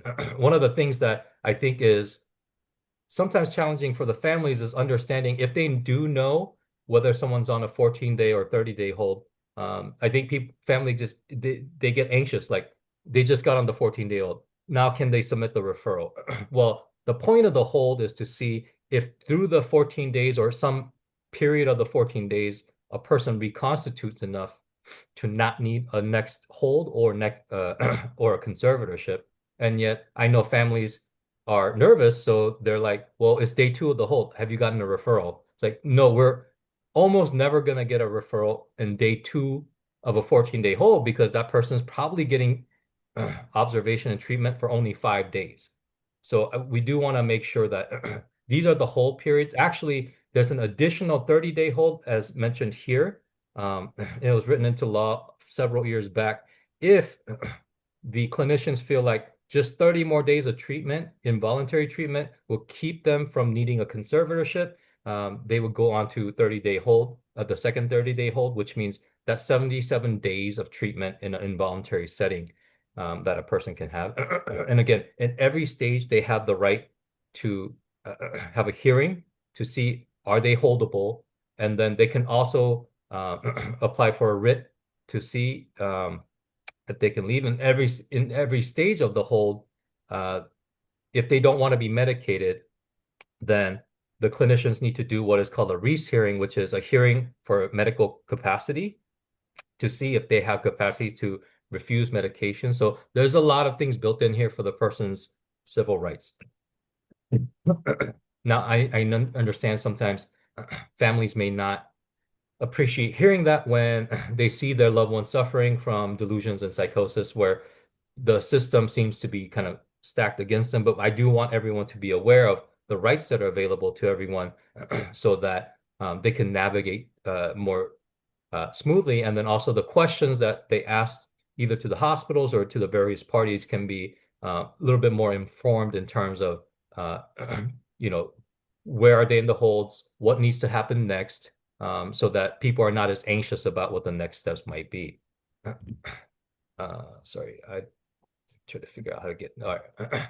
So as Jim and Gail mentioned, there's two types of places that could send in an LPS referral typically. So there's a code that allows through the penal code system, right? The penal code 1370, which is for felonies, 1370.01, which are misdemeanors, where if they're due to a mental health issue, they're incompetent to stand trial, meaning you can't try someone who cannot assist in their own defense. In the United States of America, that's a constitutional right that you cannot be put on trial if you can't assist in your own defense. California has made it where those people, if diversion is not appropriate or even AOT or care, so under those two codes, they can refer someone to mental health diversion or AOT or care or LPS.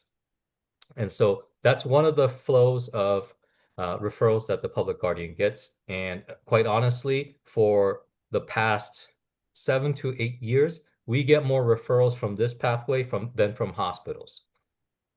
So we want to be very transparent when people say, will this hospital refer? Their criteria are very stringent for when they're going to refer. If you look at data of all the holds that are in place in LA County, there's quite a few. If you say there's about 120,000 holds, 5150 holds in a year, about a third of those actually make it to a 14-day hold. So hospitals are treating people, right? I can't say as to why we don't get as many referrals as families may want, but from a bottom-up perspective, people are getting put on the 14-day holds. There's it shrinks much smaller. We don't have the exact numbers, but for 30-day holds, it shrinks much smaller. And part of that is the reason I explained to you before, right? You can't just be danger to self, danger to others.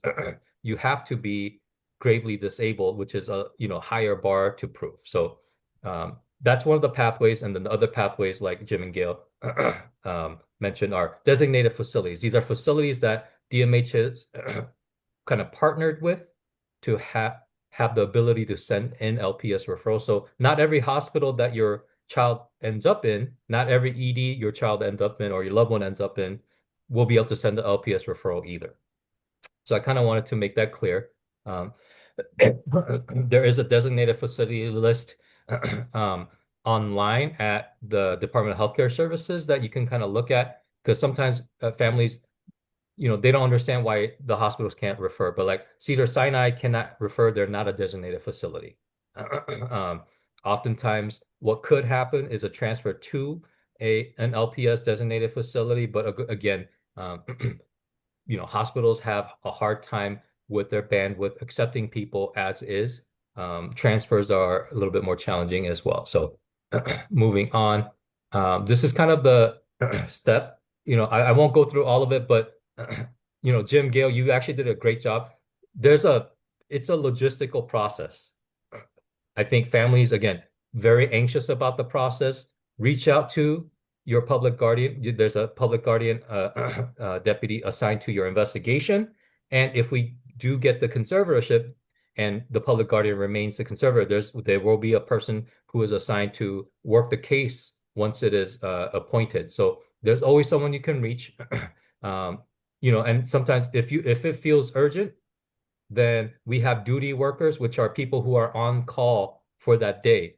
Obviously, our public guardians have other things to do than just answer the phone from families, right? They have to take care of the person, shop for their needs, talk to the clinical team about treatment, go and visit the person. And our caseloads are roughly around at least 75 people per public guardian, which is a lot when you consider we legally or policy wise, we have to see them at least once a quarter or once a month, right? Have face to face and put eyes on them. So we have duty workers and duty supervisors that families can get a hold of, and we want to make sure that you guys are not playing phone tag with the assigned worker if you have an issue that's an emergency. Again, this is kind of the process on the screen. One of the things that we want to make sure everyone understands is that although the public guardian is more than happy to be the conservator of the person, the code is written that we favor the family or person who wants to be the conservator, the private conservator. We give a lot of leeway to that person. We also try to do a lot of training with that person if possible. We have our staff go over what it means to be the conservator. Obviously, tomorrow you're going to be in a training where if you already have a conservatorship, how to maintain the conservatorship. One of the things I want to point out, maybe Jim or Gail, or actually Araceli, on our website is a document is called Caring for Your Loved One. We just updated it for 2026, and I believe we updated it in Spanish as well. We're working on the other threshold languages in LA County, but that's a document that kind of goes over a lot of this stuff. And a lot of it's mirroring what Jim and Gail have already said, but in a document form. And it has a lot of the documents that you need for the reappointment if you do get the conservatorship. So maybe that's something that NAMI can link to is the public guardian's website on the LACDMH website. It has that document in a PDF. I think in the last meeting, I did add it to this chat.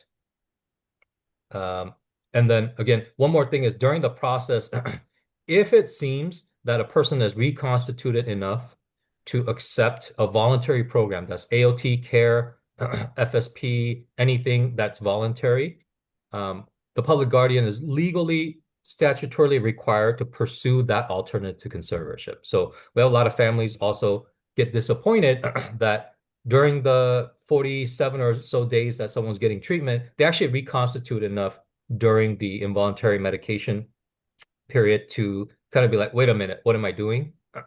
But families are not comfortable with that because they've seen kind of the horrors of what that person has gone through before, but the public guardian is obligated to pursue those alternatives to conservatorship unless they seem unrealistic. Same as what Jim and Gail mentioned, the grave disability components of LPS are functional issues. So a person doesn't have to be cured of their schizophrenia to be no longer gravely disabled. In fact, I'm not a clinician, but the clinicians who are going to join you on the rest of this training will say, a lot of mental health diagnoses, they don't go away. The symptoms may wax and wane differently based on medication, but it's not, you don't get to like eliminate it off your chart at a certain point. So in the same way, the goals of a conservatorship are not to get a person not schizophrenic, right? The goals of the conservatorship is to make sure the treatment given during the conservatorship makes the person less gravely disabled, meaning get them to the point where they are able to provide for those basic needs, food, clothing, shelter, necessary medical care, or personal safety. If let's say if they're deluded enough to think, well, maybe the Clippers will win the world championship this year, right? Has no effect on their basic needs, their ability to provide for those basic needs. That person may not be gravely disabled. So those are kind of the things that I know very frequently frustrate families, but I do want to make that kind of understood that, we're talking about functional elements and being able to really complete those functional elements of life, not necessarily be a cure for their severe mental health. Although that is part of that treatment plan is to get them to a point where they, are not paranoid, are not deluded, and can provide for those things. These are some of the alternatives. We'll skip over that. I do want to mention that I think some families have had experience with FSPs. Please know that starting July 1st, there will be a transformation and different standards for how FSPs will operate. I'm not, this is probably not the best place or time to really go into the depths of it, but there will be various levels of FSP and some where, it'll be, the outreach will be more robust than what families have seen, where there's multiple contacts within the month or sometimes within the week. Multiple, I think, and maybe Linda or Venus might know better, but I think some of the levels of FSP that are ACT conforming will have like 3 to 4 contacts per week, which is quite a lot. So I think alternative conservatorships are also getting more robust as we move forward. I wanted to put this flow chart in here because I think Gail and Jim, you guys did a great job explaining the process of what happens when someone's held. And there's some mistakes in here because I am not great with infographics, but these are kind of the pathways of how people get into the involuntary care system. So if you find this flow chart, you can track the days and like, let's say your loved one actually makes it into this particular flow chart, you can see how they may end up exiting, how they may end up moving forward. You can see all the different steps of where their personal civil rights need to be adhered to. Like I put Reese in blue, that means that person may not be medicated without a hearing. If they refuse medications during that period, then a physician will have to get a Reese hearing to prove that the person cannot give informed consent to refuse medications. All this is a burden on the system to try to get your loved one treatment, but I wanted to make sure that this is all outlined.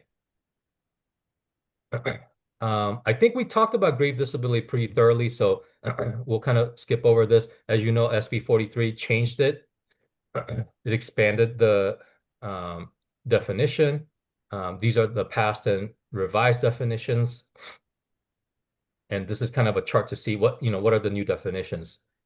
I did want to kind of give an overview of data so far. Is we have not received a single referral where the person has only severe substance use disorder, because again, typically people who are clearing out substances from their system and they're being held for 47 plus days, they will no longer have a lot of the effects from the medication. I think, Jim and Gail, I don't know if you guys went over what severe substance use is, but basically severe is 6 or more of these symptoms. And obviously, if you're a police officer on the street and you're looking to 5150 someone because you think they're kind of out of control, you are not going to go down this chart and be like, I'm going to write a grave disability hold for severe SUD only. You're probably going to do danger to self or danger to others. So this is kind of in context, but for anyone, there's a lot of family members who felt like they couldn't access the LPS system because their child had primary or comorbid severe substance use issues.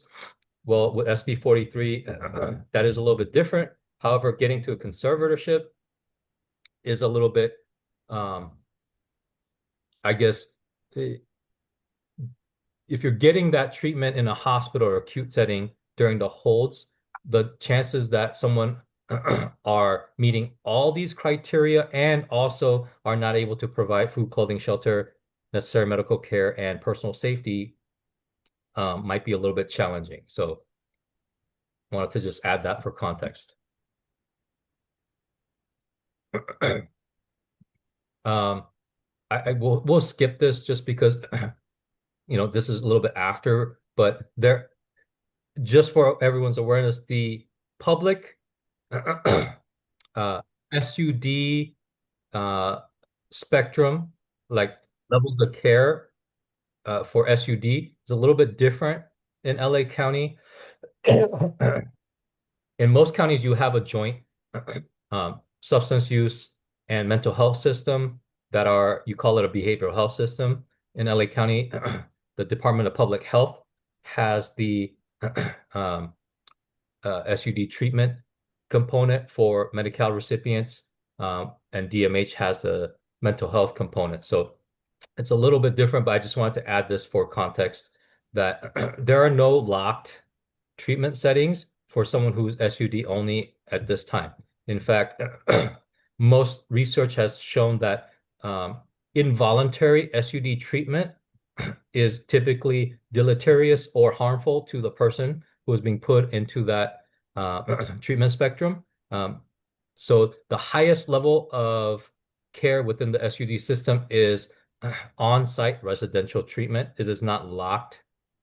Um, they did change licensure ability for most likely to have LPS facilities have SUD components, meaning currently locked LPS settings may be getting more robust SUD treatment components, but if it's SUD only, there are no residential settings that have locked components for SUD care.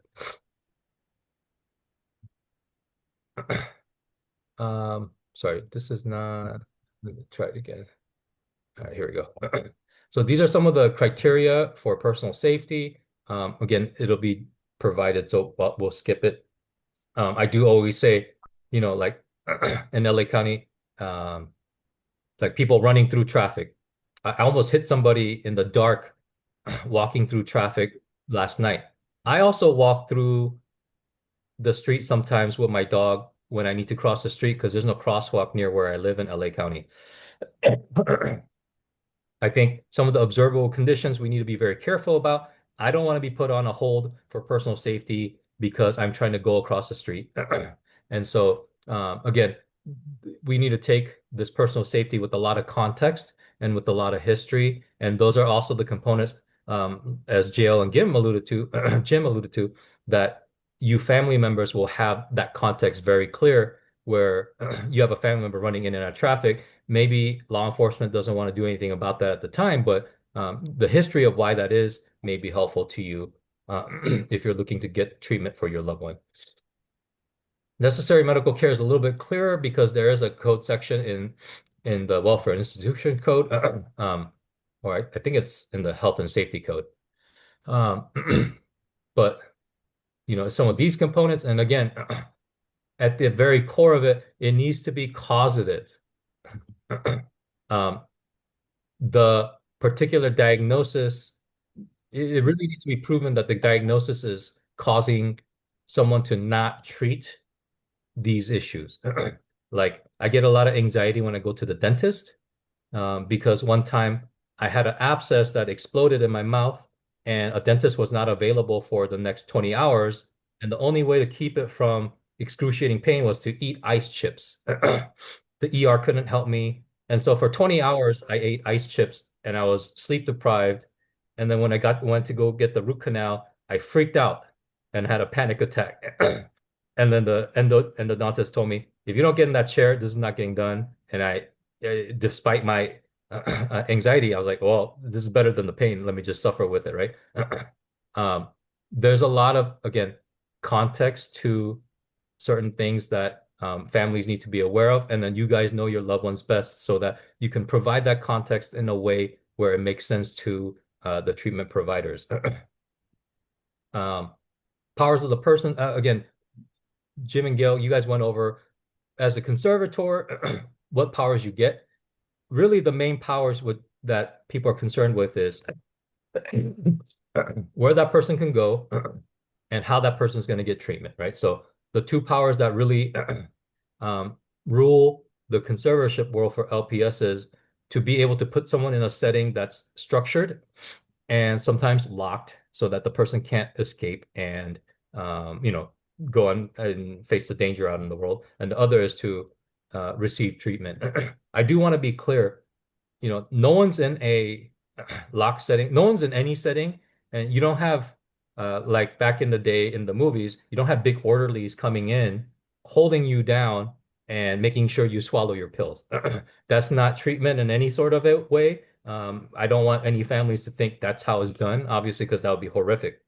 It's a lot of building relationships, cajoling, using the powers of the conservatorship as a black robe effect sometimes. Like you do everything you can without really physically forcing a person whether it be oral medication or even injections, right? So in a lot of these facilities, I think what families are also surprised by is, what do you mean he's not taking his medications? Well, force them. Well, that's not exactly how that law works, is oftentimes someone will kind of deteriorate when they're not taking their medication to the point they get hospitalized and then they'll have to get medicated. But again, no one's holding people down and they're holding their noses until they swallow, which again would be horrific for treatment, right? Um, and again, this is the power of the state. Most families will not be doing this. The public guardian always does this because we want to make sure, as a public entity, we're securing any assets or benefits for that person. And then again, these are the restrictions. I'll skip over this one just for now. So again, I want to be very clear, is the goals of the care plan should be, when you guys are the private conservators, it should be, yes, you want to address the mental health issues, and that's part of getting someone off the conservatorship. But what everyone needs to know is, under the code, the goals of the care plan are to reduce the incidence of grave disability. That's written directly into the code. So then things that are not just medication, right, but all the things that are functional, completion of ADLs, going to groups, joining in rehab, rehab activities, social activities, vocational activities. Those are all things that we push very heavily so that they can build their functionality, as well as take medications to become less deluded, less paranoid, more in tune with reality. Oftentimes this looks different depending on the placement, but whatever the placement is, we would encourage the families to work thoroughly with the care team to make sure that you're being heard out. I think there's some elements where people are unhappy with the particular vendor or the facility. I think there is room to modify that. I think the best way is to modify it with the current treatment team. I think sometimes families are like, we want a lateral transfer to here or there. Typically the facilities work hard to build rapport with your loved one when they are on conservatorship. I would recommend typically against trying to move someone in the middle of their treatment, because then you got to start over from ground zero.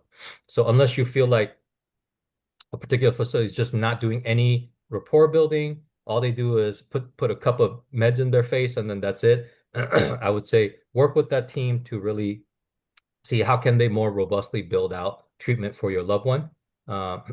Again, these are publicly funded options, right? So like for the SUD spectrum, when you see a movie star, kind of go on a bender and they fall off the wagon, they're not going to end up any of the facilities that are publicly funded, right? They go to somewhere in Malibu and they stay for whatever period they want, but it's a nice hotel room. These are not exactly those types of facilities, although we try DMH and their contractors try their best to make it very nice. We don't want people to be assuming that's where your loved one is going, right?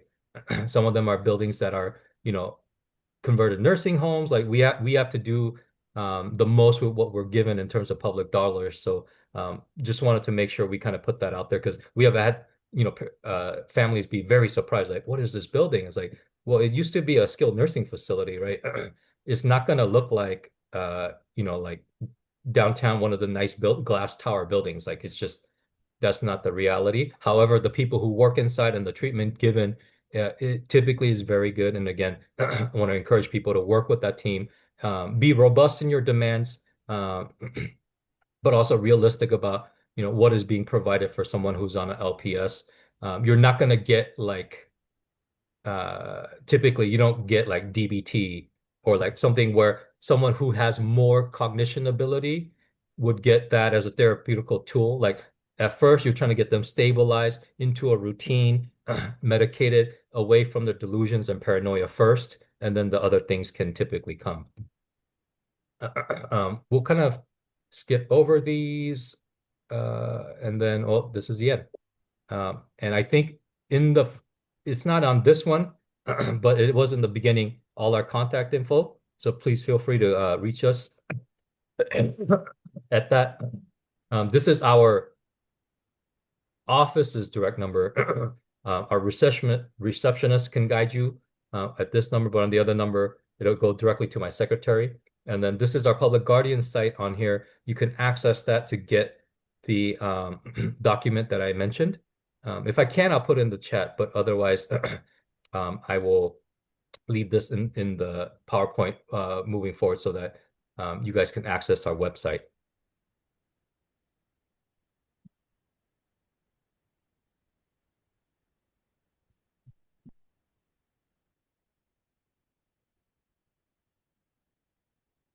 James, I just want to thank you. That was really, really an amazing presentation. Thanks so much. And especially when you're not feeling good, thank you so much for doing that for us. I appreciate it a lot. Linda?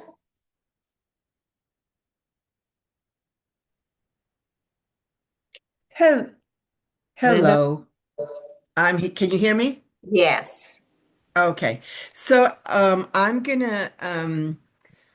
want to share a different PowerPoint. You are all gonna be the new test folks, so let me know how you feel about this one. Let me share it. I think that it probably is going to be more relevant. So there'll be a quiz afterwards to see how you feel about it all. But let me go ahead and begin. So usually Venus goes first, so I was a little surprised. Thank you. So my name is Linda Boyd. I'm the district chief over Care Court. And in LA County, we're broken up into what most people think of as spas, service planning areas. In the Department of Mental Health, we call them service areas. And so there are 8 service areas in LA County is divided into 8 service areas, and I'm over service areas 5 through 8, which is Malibu, the Oxnard line, all the way to the Long Beach line, and then the ocean to about the middle of Whittier. So all of South LA, so all along the coast from Malibu all the way down to Long Beach, all of South Los Angeles, Culver City, Beverly Hills, South Bay, Whittier, Lakewood, all the way up probably to the end of Whittier's when we start getting into the San Gabriel Valley. Dr. Neil Sagliardo is the district chief over service areas 1 through 4, which is Antelope Valley, all the way through downtown LA. So San Fernando Valley, San Gabriel Valley. And so so Care Court, as you know, was established by law, but through Governor Newsom. This is something Governor Newsom cares a great deal about. And it is a voluntary program, although it does sound like an oxymoron because there is a court process and there is a judge. And at the same time that there is a judge, it is a voluntary program. It is for folks who have schizophrenia or schizophrenia spectrum disorders. And as of January 1st of this year, bipolar 1 disorder with psychotic features was added. It is a civil court process, and it is, again, strictly voluntary. And I don't know why it's not letting me just show you the slides without everything else. So we all know that many of your loved ones suffer from schizophrenia or schizoaffective disorder, any of those unspecified psychosis, or with bipolar. And we know that they're at much greater risk for experiencing homelessness, being jailed, or ending up in a hospital. And there's not been a lot of places for you to turn to support. And so what Care Court does is it just gives you another path to try and get some care for your loved ones. So what we do in care is we provide whatever the client needs. So counseling, medication, housing, establishing benefits, substance abuse treatment. If folks want to begin to go to work or begin to get some education, we do that. And while we know often that your loved one is not ready for that initially, and sometimes families get upset because they hear us talking to someone about going to school and the person hasn't left their room. But we always try and start talking to the client about where they're at, what they would like to gain out of getting any kind of treatment at all. So even though we know that's not a realistic goal right now, we don't want to shut that down because we want the person to always feel heard and validated. To Jim's point, to Gail's point, to everyone's point, and you'll hear it throughout this presentation, care is not a way to conservatorship. Everything is voluntary. And I know, again, that sounds sort of like an oxymoron given that, that there is a court involvement. In order to qualify for the care program, it must be someone who's 18 years or older. They're diagnosed with a schizophrenia spectrum disorder or bipolar disorder with psychotic features, and they are currently experiencing symptoms. They're not clinically stabilized in outgoing treatment. So they may be seeing a psychiatrist. They may or may not be taking meds. They're generally not. They may be in a full service partnership and they may see the case manager, but they're not seeing the therapist or anything. So they can be in treatment, but they're still not stabilized and not doing well. They're experiencing a significant decline in their mental health symptoms. They're unlikely to survive in the community without supervision, or they need these services in order to prevent relapse and deterioration. And the way we're using that the most in the care program is, in fact, folks who have been on conservatorships who are deemed to no longer meet grave disability criteria, but we want something to be sort of a bridge between being totally on their own, from going from conservatorship where some of their civil liberties were taken away to being 100% on their own. And care is a way to do that because they'll still be under the purview of that judge, often the same judge that they had as when they were conserved. So they have folks to come in and provide treatment and support. They have that same judge to talk to be able to guide them along, and then as a transition to then being fully on their own at the end of the care court process. They also need to be able to benefit from the care program, and the care program must be the least restrictive setting to be able to support their needs. So again, it is strictly voluntary. And while we're saying that, I want to let you know that and we'll talk about the court process in a minute, but because it is voluntary, we cannot force someone to participate. We cannot force them to take medication. However, once they're petitioned, we must keep outreaching. We must keep trying with your loved one until the judge dismisses that case. And so while it is voluntary, we don't give up. So it's not like we're going to go away. Your loved one can say to us, I don't want to see you. We say, okay, we can understand that today. We'll see you next week.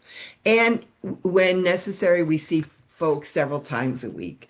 We still don't have a full cadre of staff. And so sometimes we're not able to see folks. We'd like to see most of our folks 2 or 3 times a week. Sometimes that is just not feasible due to the staffing that we have at the current time. But we are continuing to add staff as the program continues to gear up. So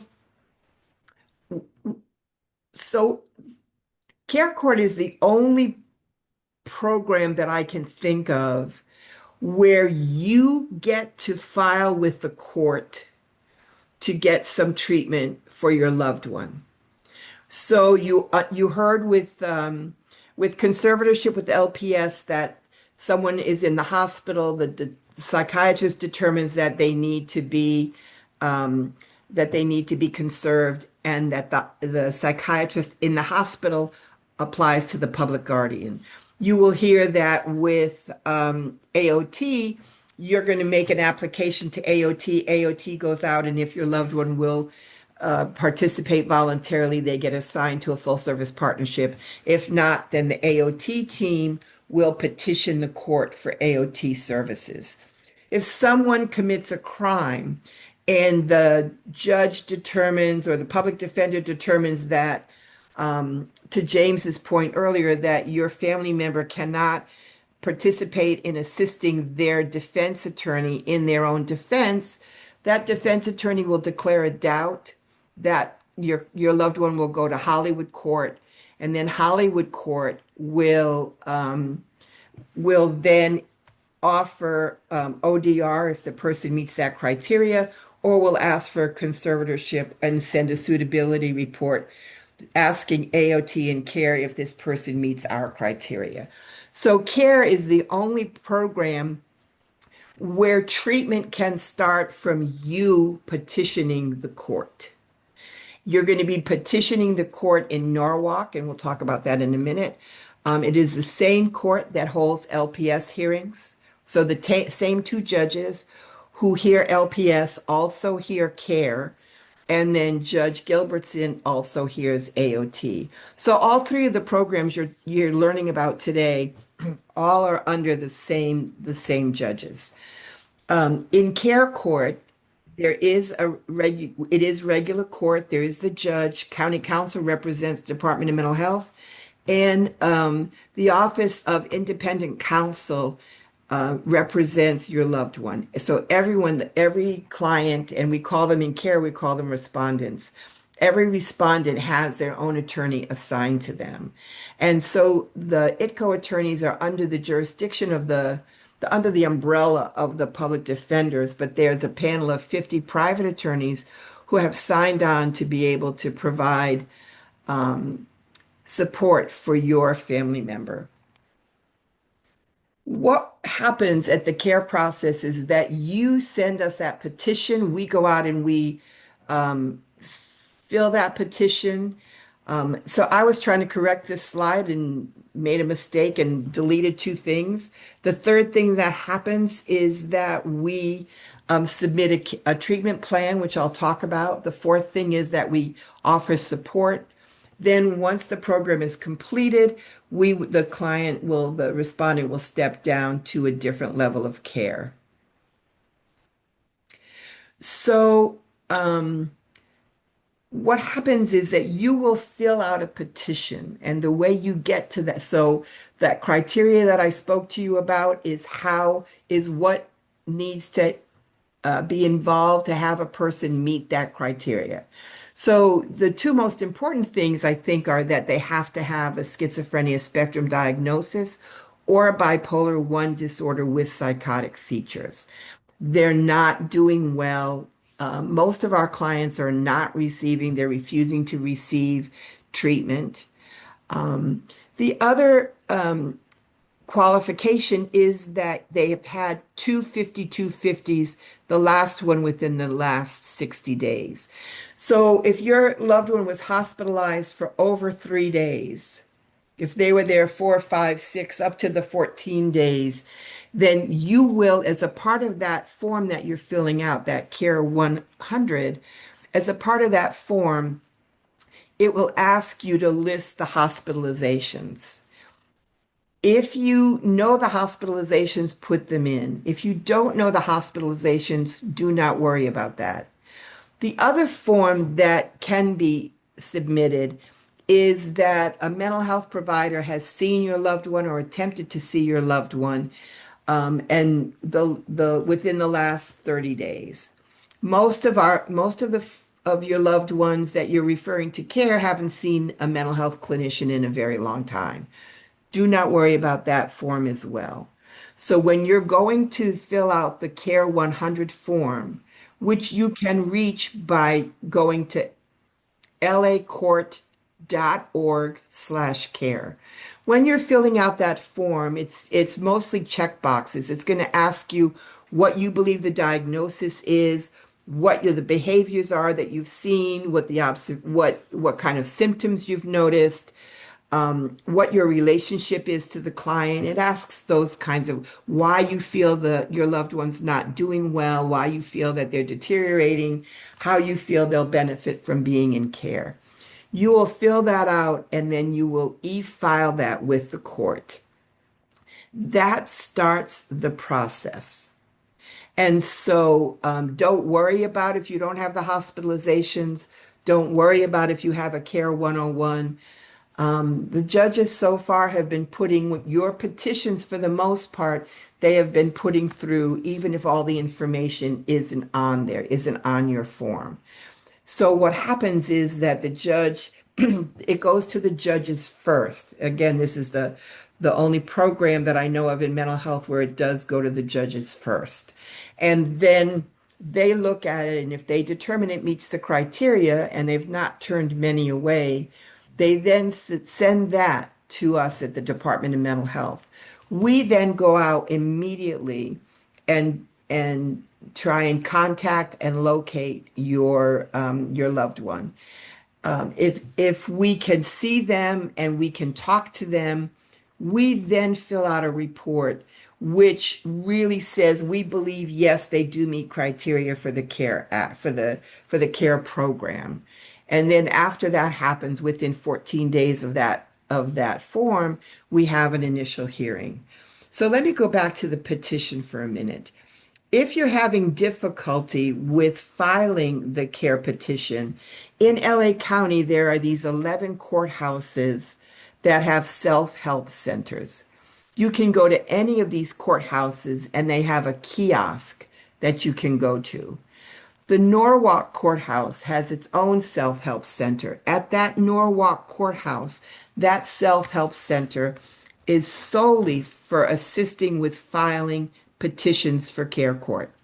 Embedded in that self-help center, we have DMH staff in that self-help center every day to help answer questions, to give you resources, to help provide anything that we can to make it easier for you to file that petition.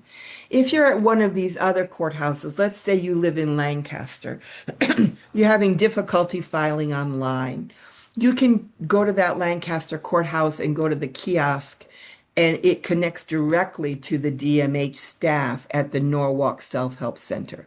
They can help walk you through the process. The self-help centers are staffed by attorneys. The ones, again, at Norwalk, the attorneys who staff that self-help center can also help you fill out the care petition if you are having difficulty doing that.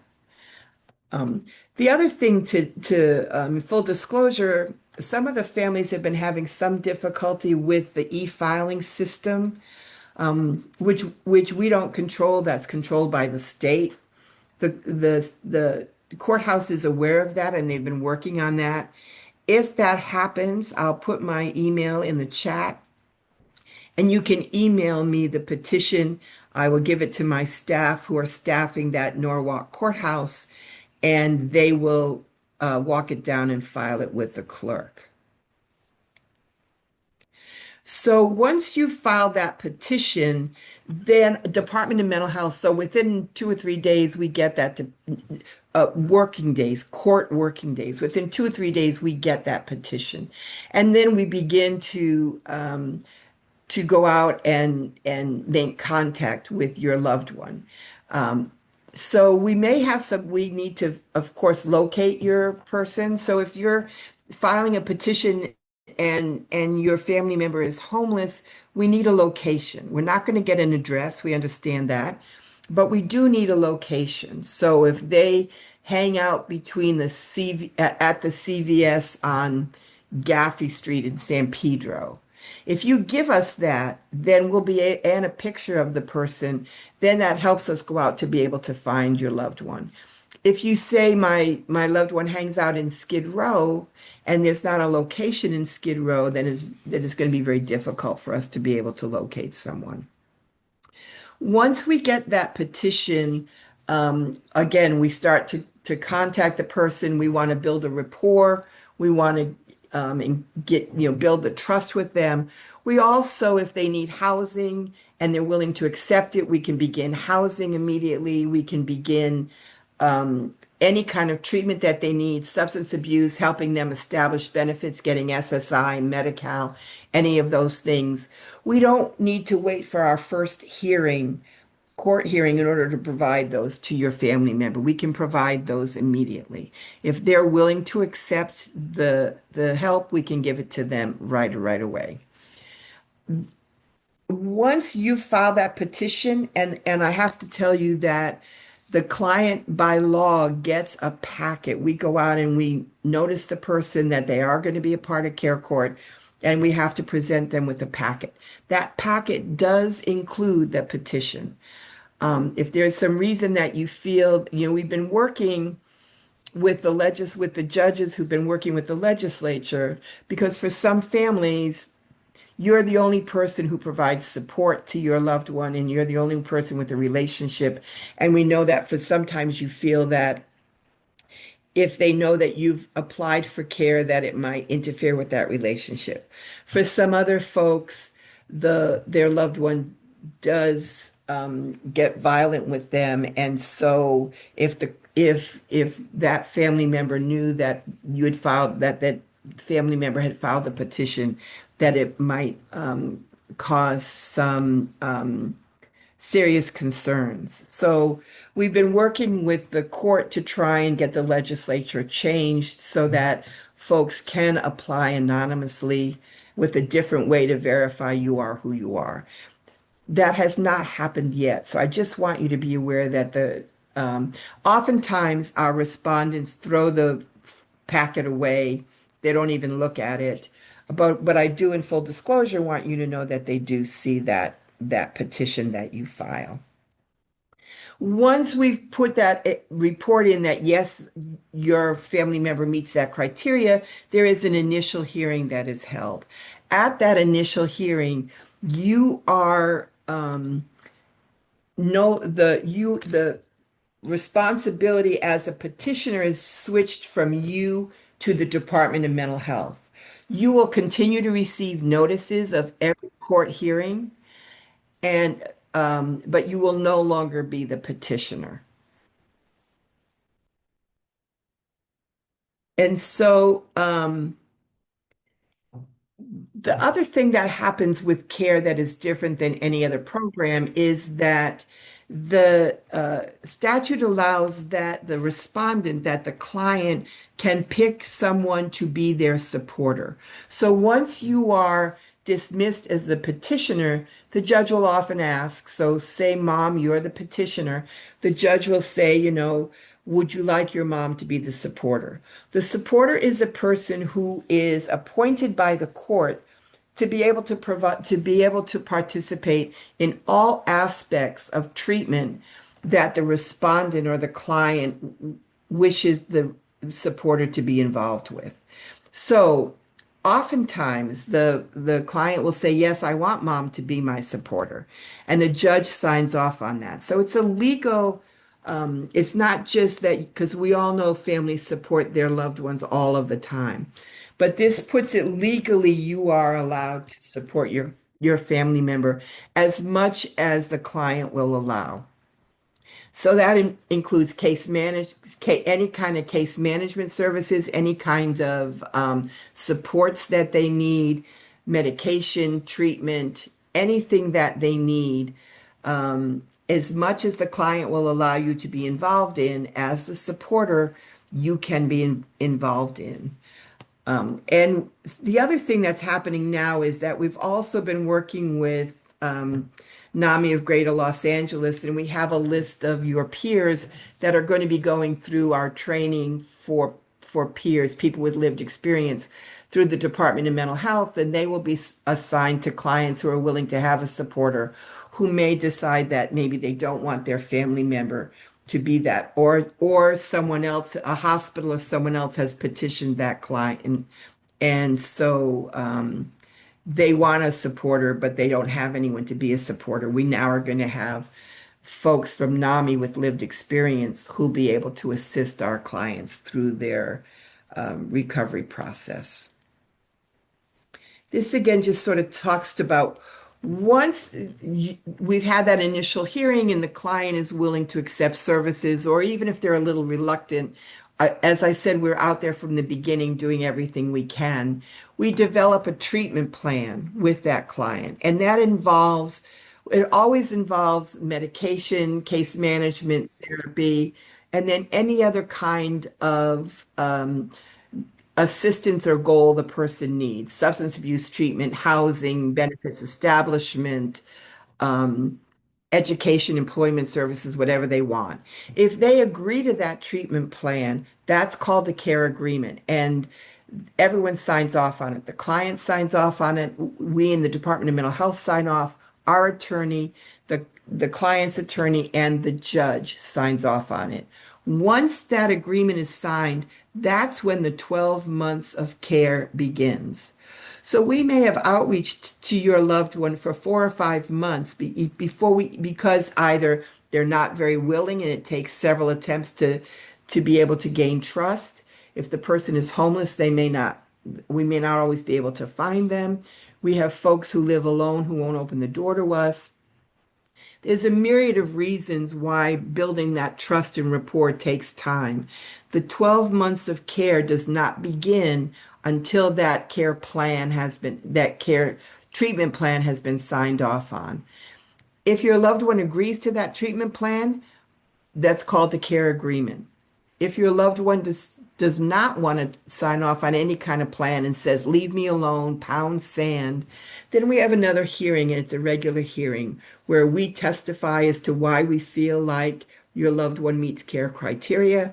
The defense attorney may have your loved one testify if they want to do that as to why they don't need to be in a care program. The judge makes the decision. And once that decision is made by the court that, yes, again, they do meet care court criteria, that same treatment plan now becomes a care plan. And that's when the 12 months begins. And so we continue to provide all of the services, and we write progress reports to the court. Court is very, very, very, very collegial. Everybody is working for the same thing. Everyone is working to have your loved one succeed. So the judges are there and are very client oriented. They spend a lot of time talking to your loved one. What do you need? How can we help you? What's working? What's not working? They do in care say we order the Department of Mental Health to provide these services, and they say to your loved one, you're the captain of your ship. We want to do what you want us to do. And so in that sense, and there is no, when we say it's totally voluntary, if your loved one determines that they don't want to comply at all, there is no stick. If they meet criteria, of course, we can 5150 someone, but there is no, it's a civil proceeding. There's no punishment. There's no charges. There's nothing like that happens to anyone who does not want to participate in the care program. And we have these progress reports they must be by law within every 60 days, but they're often much more frequent than that, just so that the client can feel supported. And they have that extra layer of support because their attorney outreaches to them in between court hearings, advocates for whatever they need. Many of the attorneys go out to see them in person. At around the 11th month, and we start way before that, we determine what else does your loved one need. They can either graduate if they're doing really well and have met all of their goals, and they'll step down to a full service partnership, or they can voluntarily extend into care for another year. They feel supported. They have not met all their goals. They feel like there's more they would like to do. They can volunteer for another year. Or we can determine that they've not met all their goals and that they perhaps need another year of care so that we extend care for another 12 months. So the total time says 24 months, but that's not counting that original outreach time. So we've had clients who started in December of 2023 who are just now leaving the program because they've stayed that outreach period, and then once that care agreement or plan was signed, they've stayed 2 years, and now stepping down to other levels of care. So and I know I've been sort of hesitant about all this, but this is our so the care email itself is carecourt@dmh.lacounty.gov. This will give you frequently asked questions. Anything you want to know, you can ask through our email. This is the court's email. This is where you will find the petition, www.lacourt.org/care. When it pops up, you will hit Care 101 petition. That's what you need. That's what you have to fill out. Again, you can e-file it. There is no charge for you to e-file. If there's any difficulty, I'll put my name and email in the chat, and you can email it to me directly. And then, there is no wrong door. So if someone is not meeting care criteria, we will often recommend and refer to other programs within the Department of Mental Health, because AOT and CARE are just two of the programs that we have, but there are a myriad of programs. And to James's point earlier, with the Behavioral Health Services Act coming into being in July, there'll be a lot more levels of care even for the full service partnerships. So there'll be even more levels of care for your loved ones to step into. And then, of course, there is no wrong door. These are the other areas. If you our crisis line, and also to dispatch our field response for crisis is 800-854-7771. We have 988-211 for general information. You can also text. And I think with that, I'd be happy to answer questions later. So let me stop sharing and give it back to you.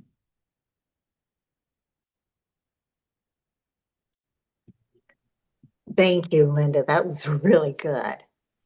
Okay, Venice? Yes. Did you want me to screen share Venus, or did you want to take over? That's up Yeah. to her.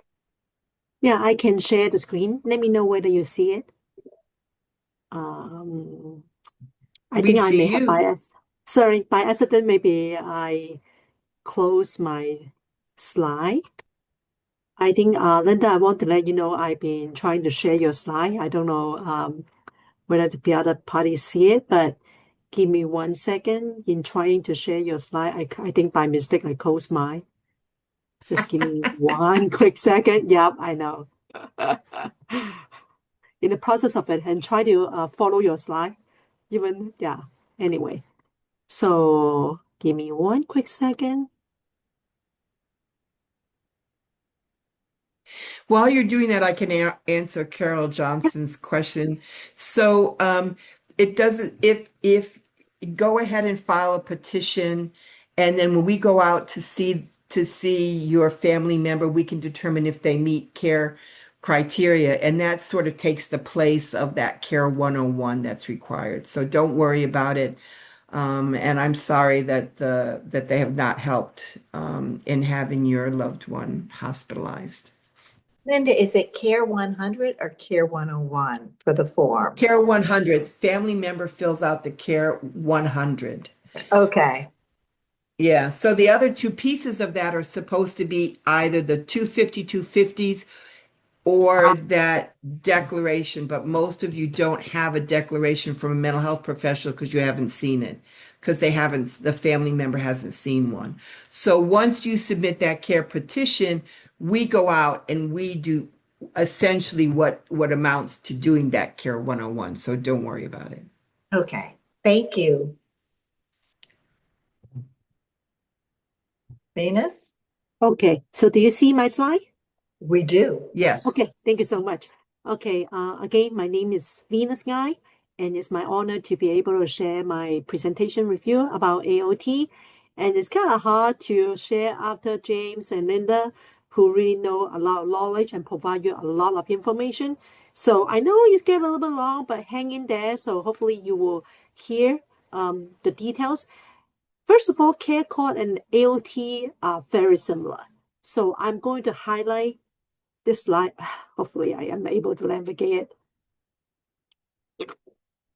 So I just have a little bit difficulty. Let me see.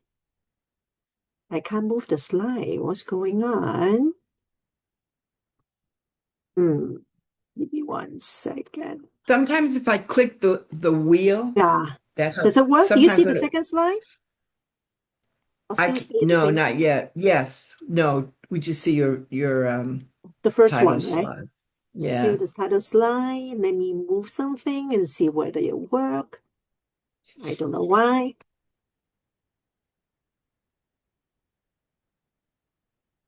Did this okay. Oh, good. Sorry about that.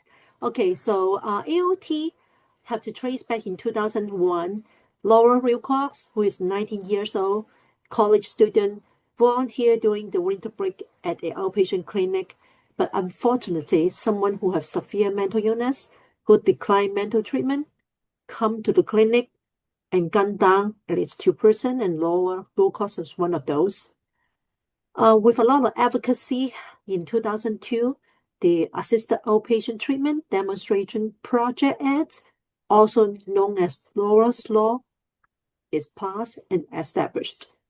And Department of Mental Health implemented the AOT LA program in May 2015. So that's AOT in DMH in LA County for almost 11 years. Next month will be 11 years. A quick overview of AOT. AOT allowed to serve serious mentally ill individuals who are at substantial risk of deterioration because of poor psychiatric treatment compliance. You hear a lot, family member, mom or dad, you are sick, I'm not sick. You should be the one who see this doctor. You should be the one who should be hospitalized. So they are not, because they don't have insight, they don't think they need anything. Second, treatment usually is voluntary based. For example, outpatient, even FSP.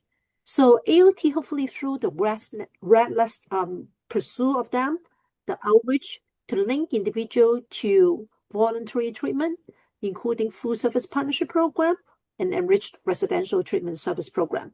Even though over 95%, we almost all AOT clients, if can't voluntary, we link them to FSP.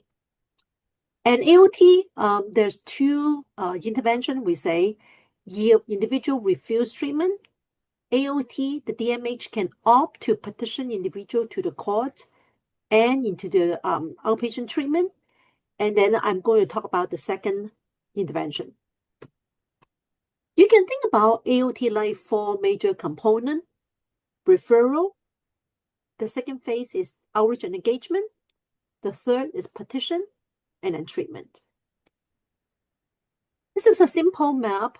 Let's focus on the right-hand side.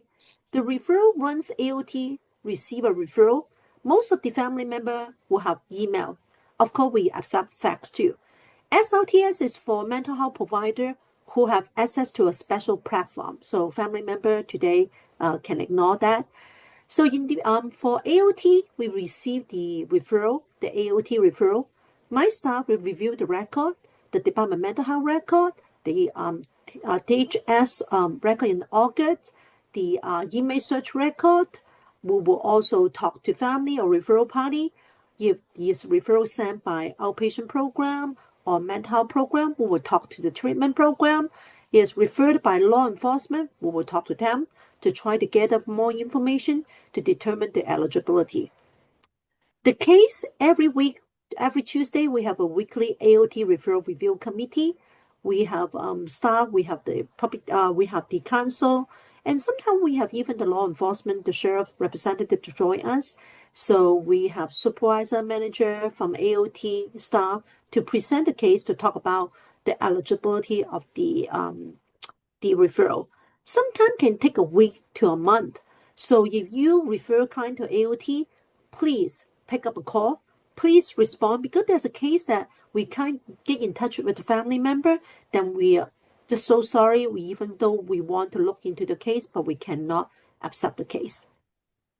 Look into the left-hand side, the bottom corner. Well, once the case is accepted, we go into the outreach and engagement process. The process is 30-day, so we continue to outreach at least once a week, try to make face-to-face contact with the individual. And family member involvement in this phase is very important. Individual may live with the family, even individual not live with the family. They maybe live in the boy and care home, or they are homeless. Then definitely family will play an important role to help AOT to locate individual for outreach and engagement. If individual, the purpose is to hopefully can get the yes from individual and then link them to mental health treatment on a voluntary basis. But individual really say no, bye, walk away, and just cut you away, shut the door, and don't want anything. After 30 days, AOT can opt to petition to AOT court and order individual to mental health treatment. Individual may be really never have treatment, or maybe they are in treatment but start to disengage and start to really not receiving treatment. So those individuals can also be referred to AOT. If after our psychologist meets the individual, regard individual is continue to meet AOT criteria and is locatable, petitionable, then we'll move on to the hearing. After the court hearing finished, the petition is sustained, and individual ordered to treatment. Individual will be in 6-month treatment, initial 6 months. And individual may have to appear to hearing every 2 weeks if it's not very stable or refuse treatment, or individual is kind of relatively stable, open to treatment. It can be 4 weeks, 5 weeks. We also have even individual ordered to treatment, it doesn't mean that they will follow treatment. They may still say no. I hear a lot of time individual just even not respond to judge question, or even say, I'm here just because I'm here, because I'm court ordered, but I'm not going to participate. I hear that a lot. I can see individual continue to be doing different things in the community, not really being stable. Then AOT have another intervention called 5346 hospitalization order that we may be able to use to hospitalize individual who is not compliant to treatment, continue to deteriorate, and need to be hospitalized in order to link them to treatment, to FSB. So I can elaborate a little bit more later. So based on Welfare Institution Code 5346A, the following are the AOT eligibility criteria. Individual have to be 18 years old, not 17 and a half, have a serious mental illness, can be major depression, can be PTSD, can be bipolar, can be schizophrenia, any major mental disorder that able to treat through mental health treatment. Number 3, there's a clinical determination based on history and current behavior that individual may not is substantially deteriorating or need AOT to prevent relapse or deterioration. The most important, I want to draw to number 4 and number 5. Number 4, usually we call it like objective criteria, because this is a criteria that it don't have a lot of room for interpretation. It's pretty objective. Individuals have to have a history of non-compliance with treatment and result in at least one of the following: 2 or more psychiatric hospitalization or forensic mental health episode within the last 36 months. Here, talk about forensic mental health episode is not about individual get arrested. I mean, the individual have to receive mental health treatment in the jail. And at least, or one or more act of serious violent behavior towards self or others, or threat or attempts to cause serious physical harm to self or others within the last 48 months. Let me give you some example. Commonly, for example, someone may have for example, attempt to use a knife to stab himself. Threaten that I have a knife, I'm going to cut your arm off is a threat. Attempt individual have the mother may see son have a rope try to hang himself is an attempt. All those are very serious. And of course, sometimes we see people say, oh, someone pushed me. A push, then we have to look into more about the situation. Pushing a 20-year-old strong guy, again, pushing an 80-year-old grandma is different.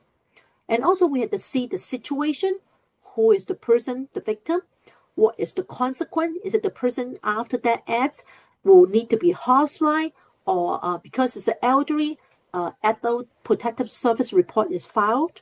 And also we give it the act of violence because it's a court, even though we are AOT, mental health court, a civil court. So individual, we need to have a witness of the event.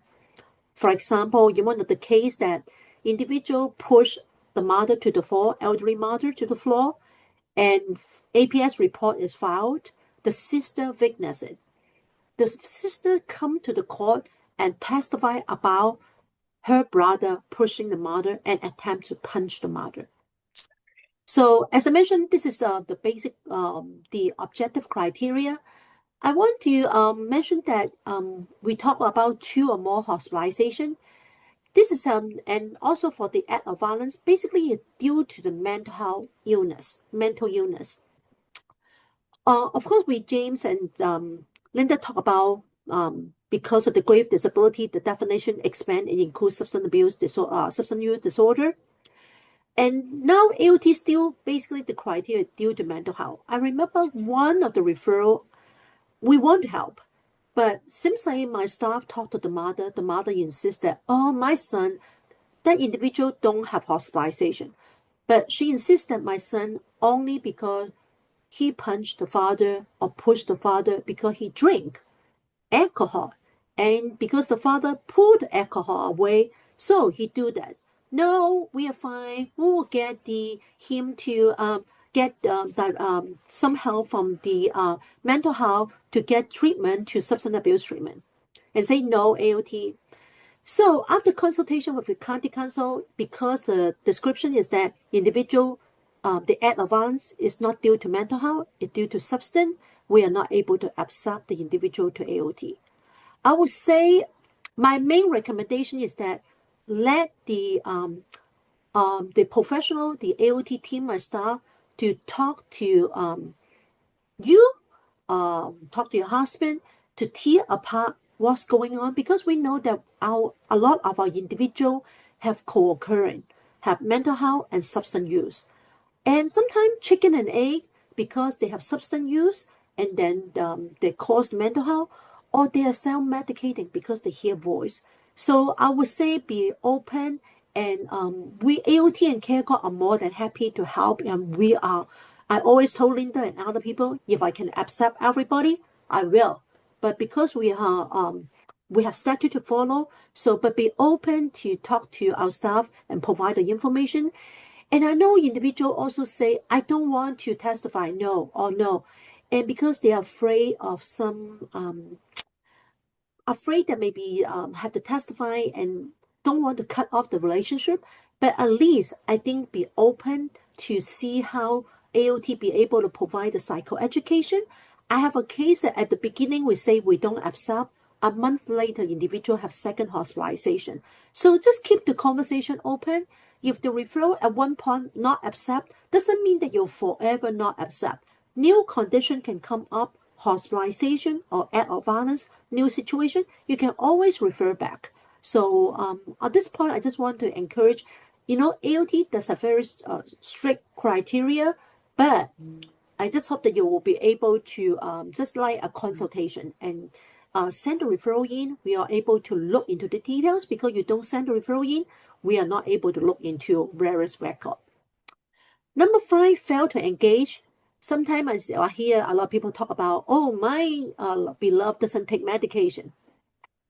If individual is in psychotherapy, receiving case management service, is also certain level of participation or engagement that will make it unable to qualify for AOT. But of course, we have to look into the details. And similar to care court, number 6, AOT have to be less restrictive. Number 7, individual have to be likely to benefit from AOT. So who will be qualified to refer individual to AOT?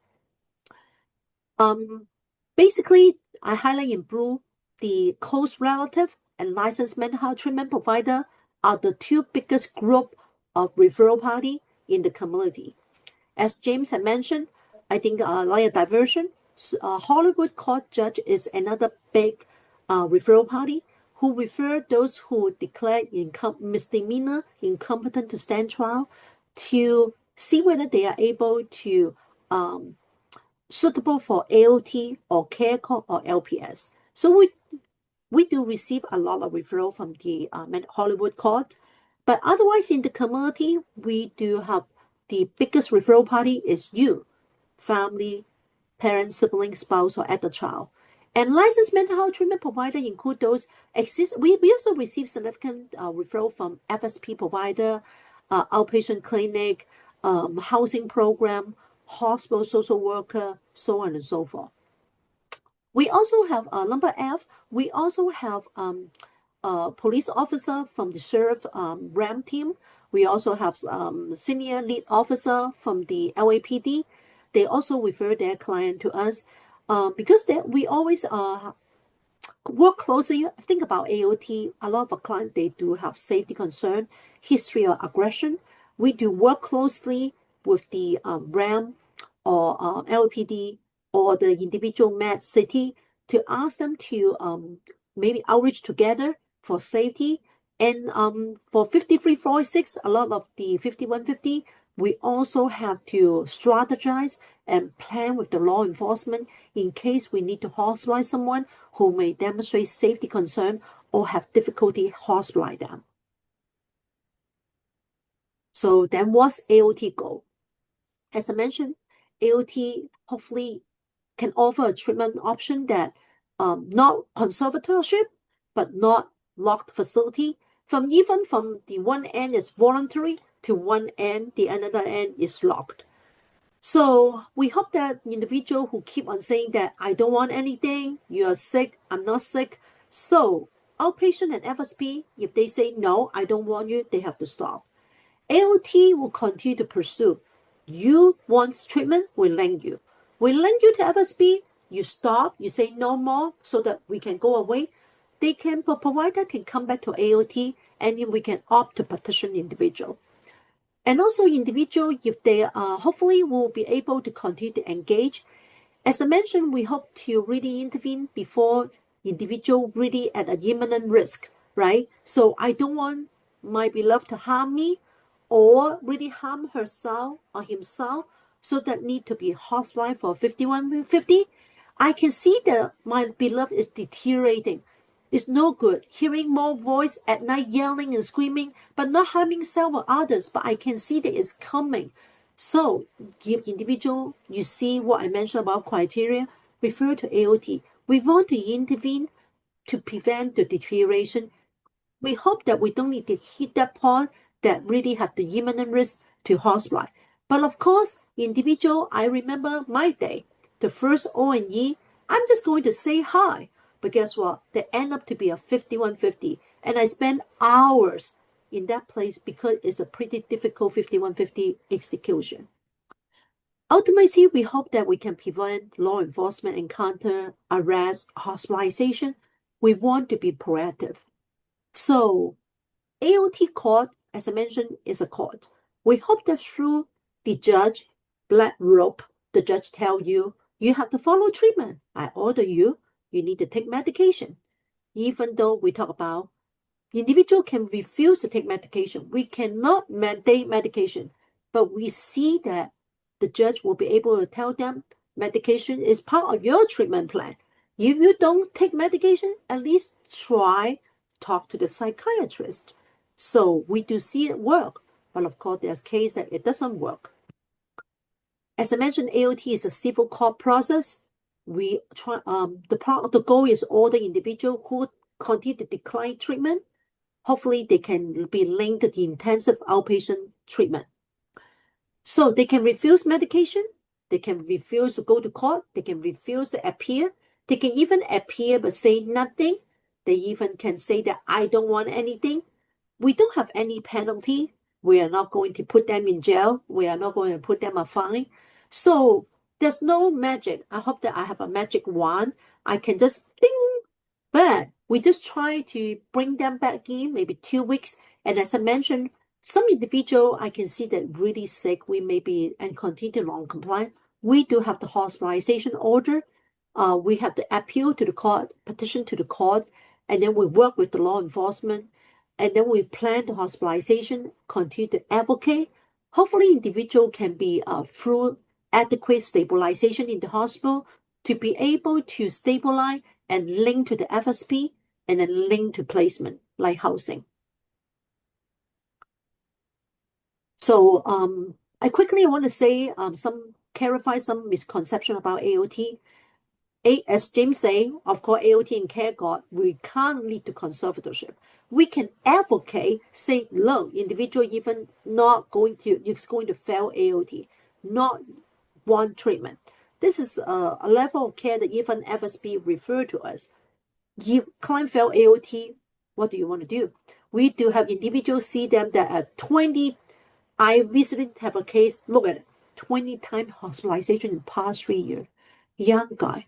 What can we do? So it's sad, but I just want to point out the reality. And we don't have authority to mandate long-term hospitalization, even though we advocate for the hospital.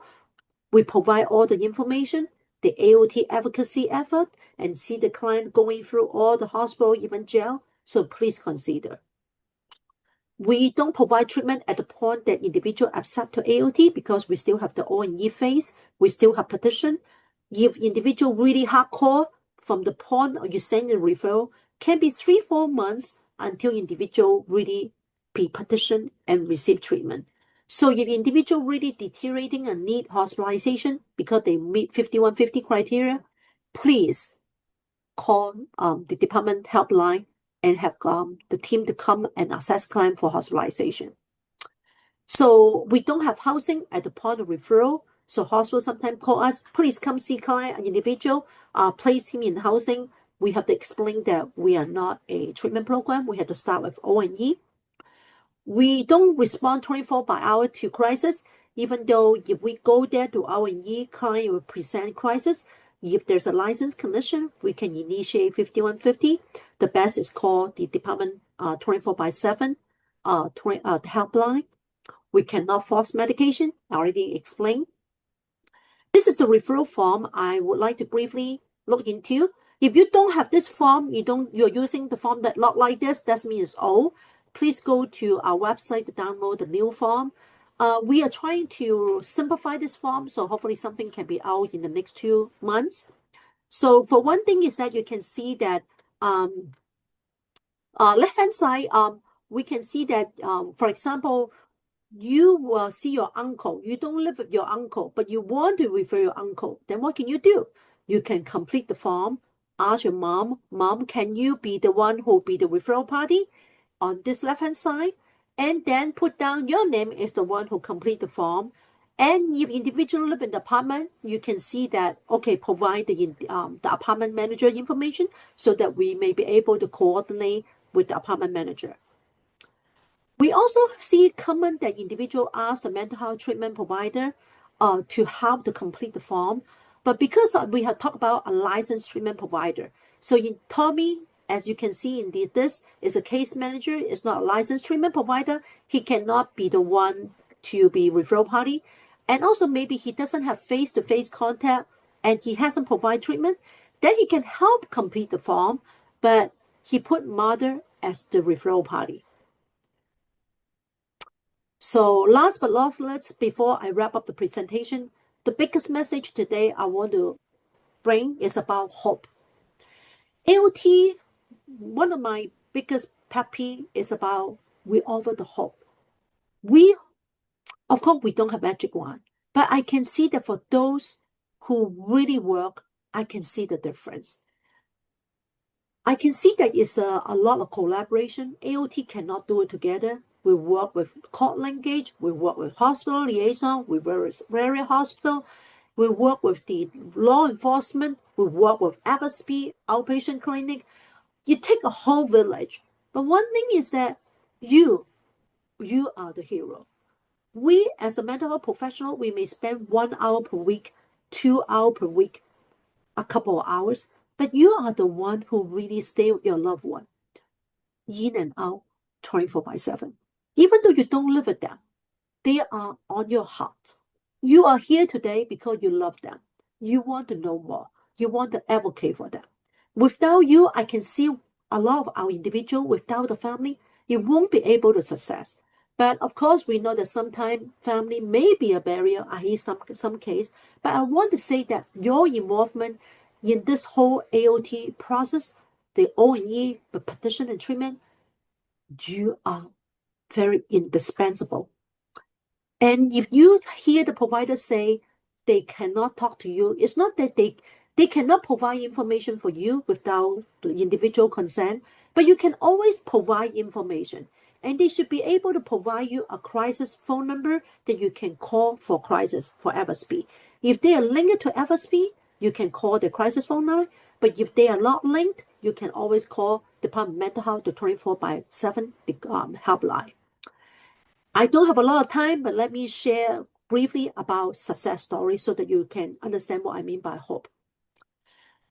I have a lot of cases that still stay in my heart. Recently, we have a lot of young individuals, highly educated, very successful, good family relationship, possibly contributing in the community, no matter due to a trauma, due to a loss of relationship, or loss of a passing of a loved one, and maybe biologically they have a vulnerability, they have an episode, start to deteriorate. At one point, we see that they have hospitalization, act of violence, arrest, continue to spiral down. Refer to AOT. There's one individual I remember referred to AOT in the past. The petition not successful, but I don't know why it doesn't extend. Come to my hand, I see it. We are going to work. It's this very difficult process. Seems like she's depressed, but I know there's something going on underlying. I coach my staff, I coach the provider, and finally, the individual in fact is very psychotic. And we go through the petition process. She continued to shut the door, don't want to see the provider. Finally, we have to go through petition to the court, have that hospitalization order. We coordinate the hospitalization, client advocate for the long-acting, individual get the long-acting, come out. I still remember seeing her face in the court connect, the online, flat affect, no smile, no emotion, nothing to say. But after a few weeks, get one long-acting, get two long-acting. I remember recently, the last time I see her, I see a small smile on her face. I see the progress report say that she now want to, instead of just shut the door, don't want any contact, dark room, cover with blanket. Now she come out in the living room, talk to the family, even tell family that she want to go out, she want to eat with them, she want to take a walk with the provider. So, sounds like small change, but in fact, every small step is important. I can see from negative symptoms to now positive and able to relate. And no more, I think, of course, just like James say, it's not a magic that no more symptom. Still have psychotic features, still feel the negative presentation, but we can see the change. The last case I talk about, individual also refer again to AOT, say, no, I don't want anything. Petition in front of the TV, I don't want anything. Very smart. He appeared to the hearing himself. Very coherent during that 5 minutes process. We're thinking about at the end, we have to petition him because he doesn't want any treatment. He doesn't want any services. But as every single progress report I receive, I can see he start to talk about not only about his hobby, talk about what he want to do in his goal, and even start to talk about, I'm open to see a psychiatrist. Instead of extending the petition, he finally voluntary to treatment. Remember, he voluntary and want to start to see psychiatrists. That's a big change. So last, I want to say family. Keep on what you're doing. Your loved one is so blessed to have you to back them up and to be there for them and with them. Thank you. This is my contact and the general phone line number, and feel free to access the information. And thank you. Thank you, Venice. That was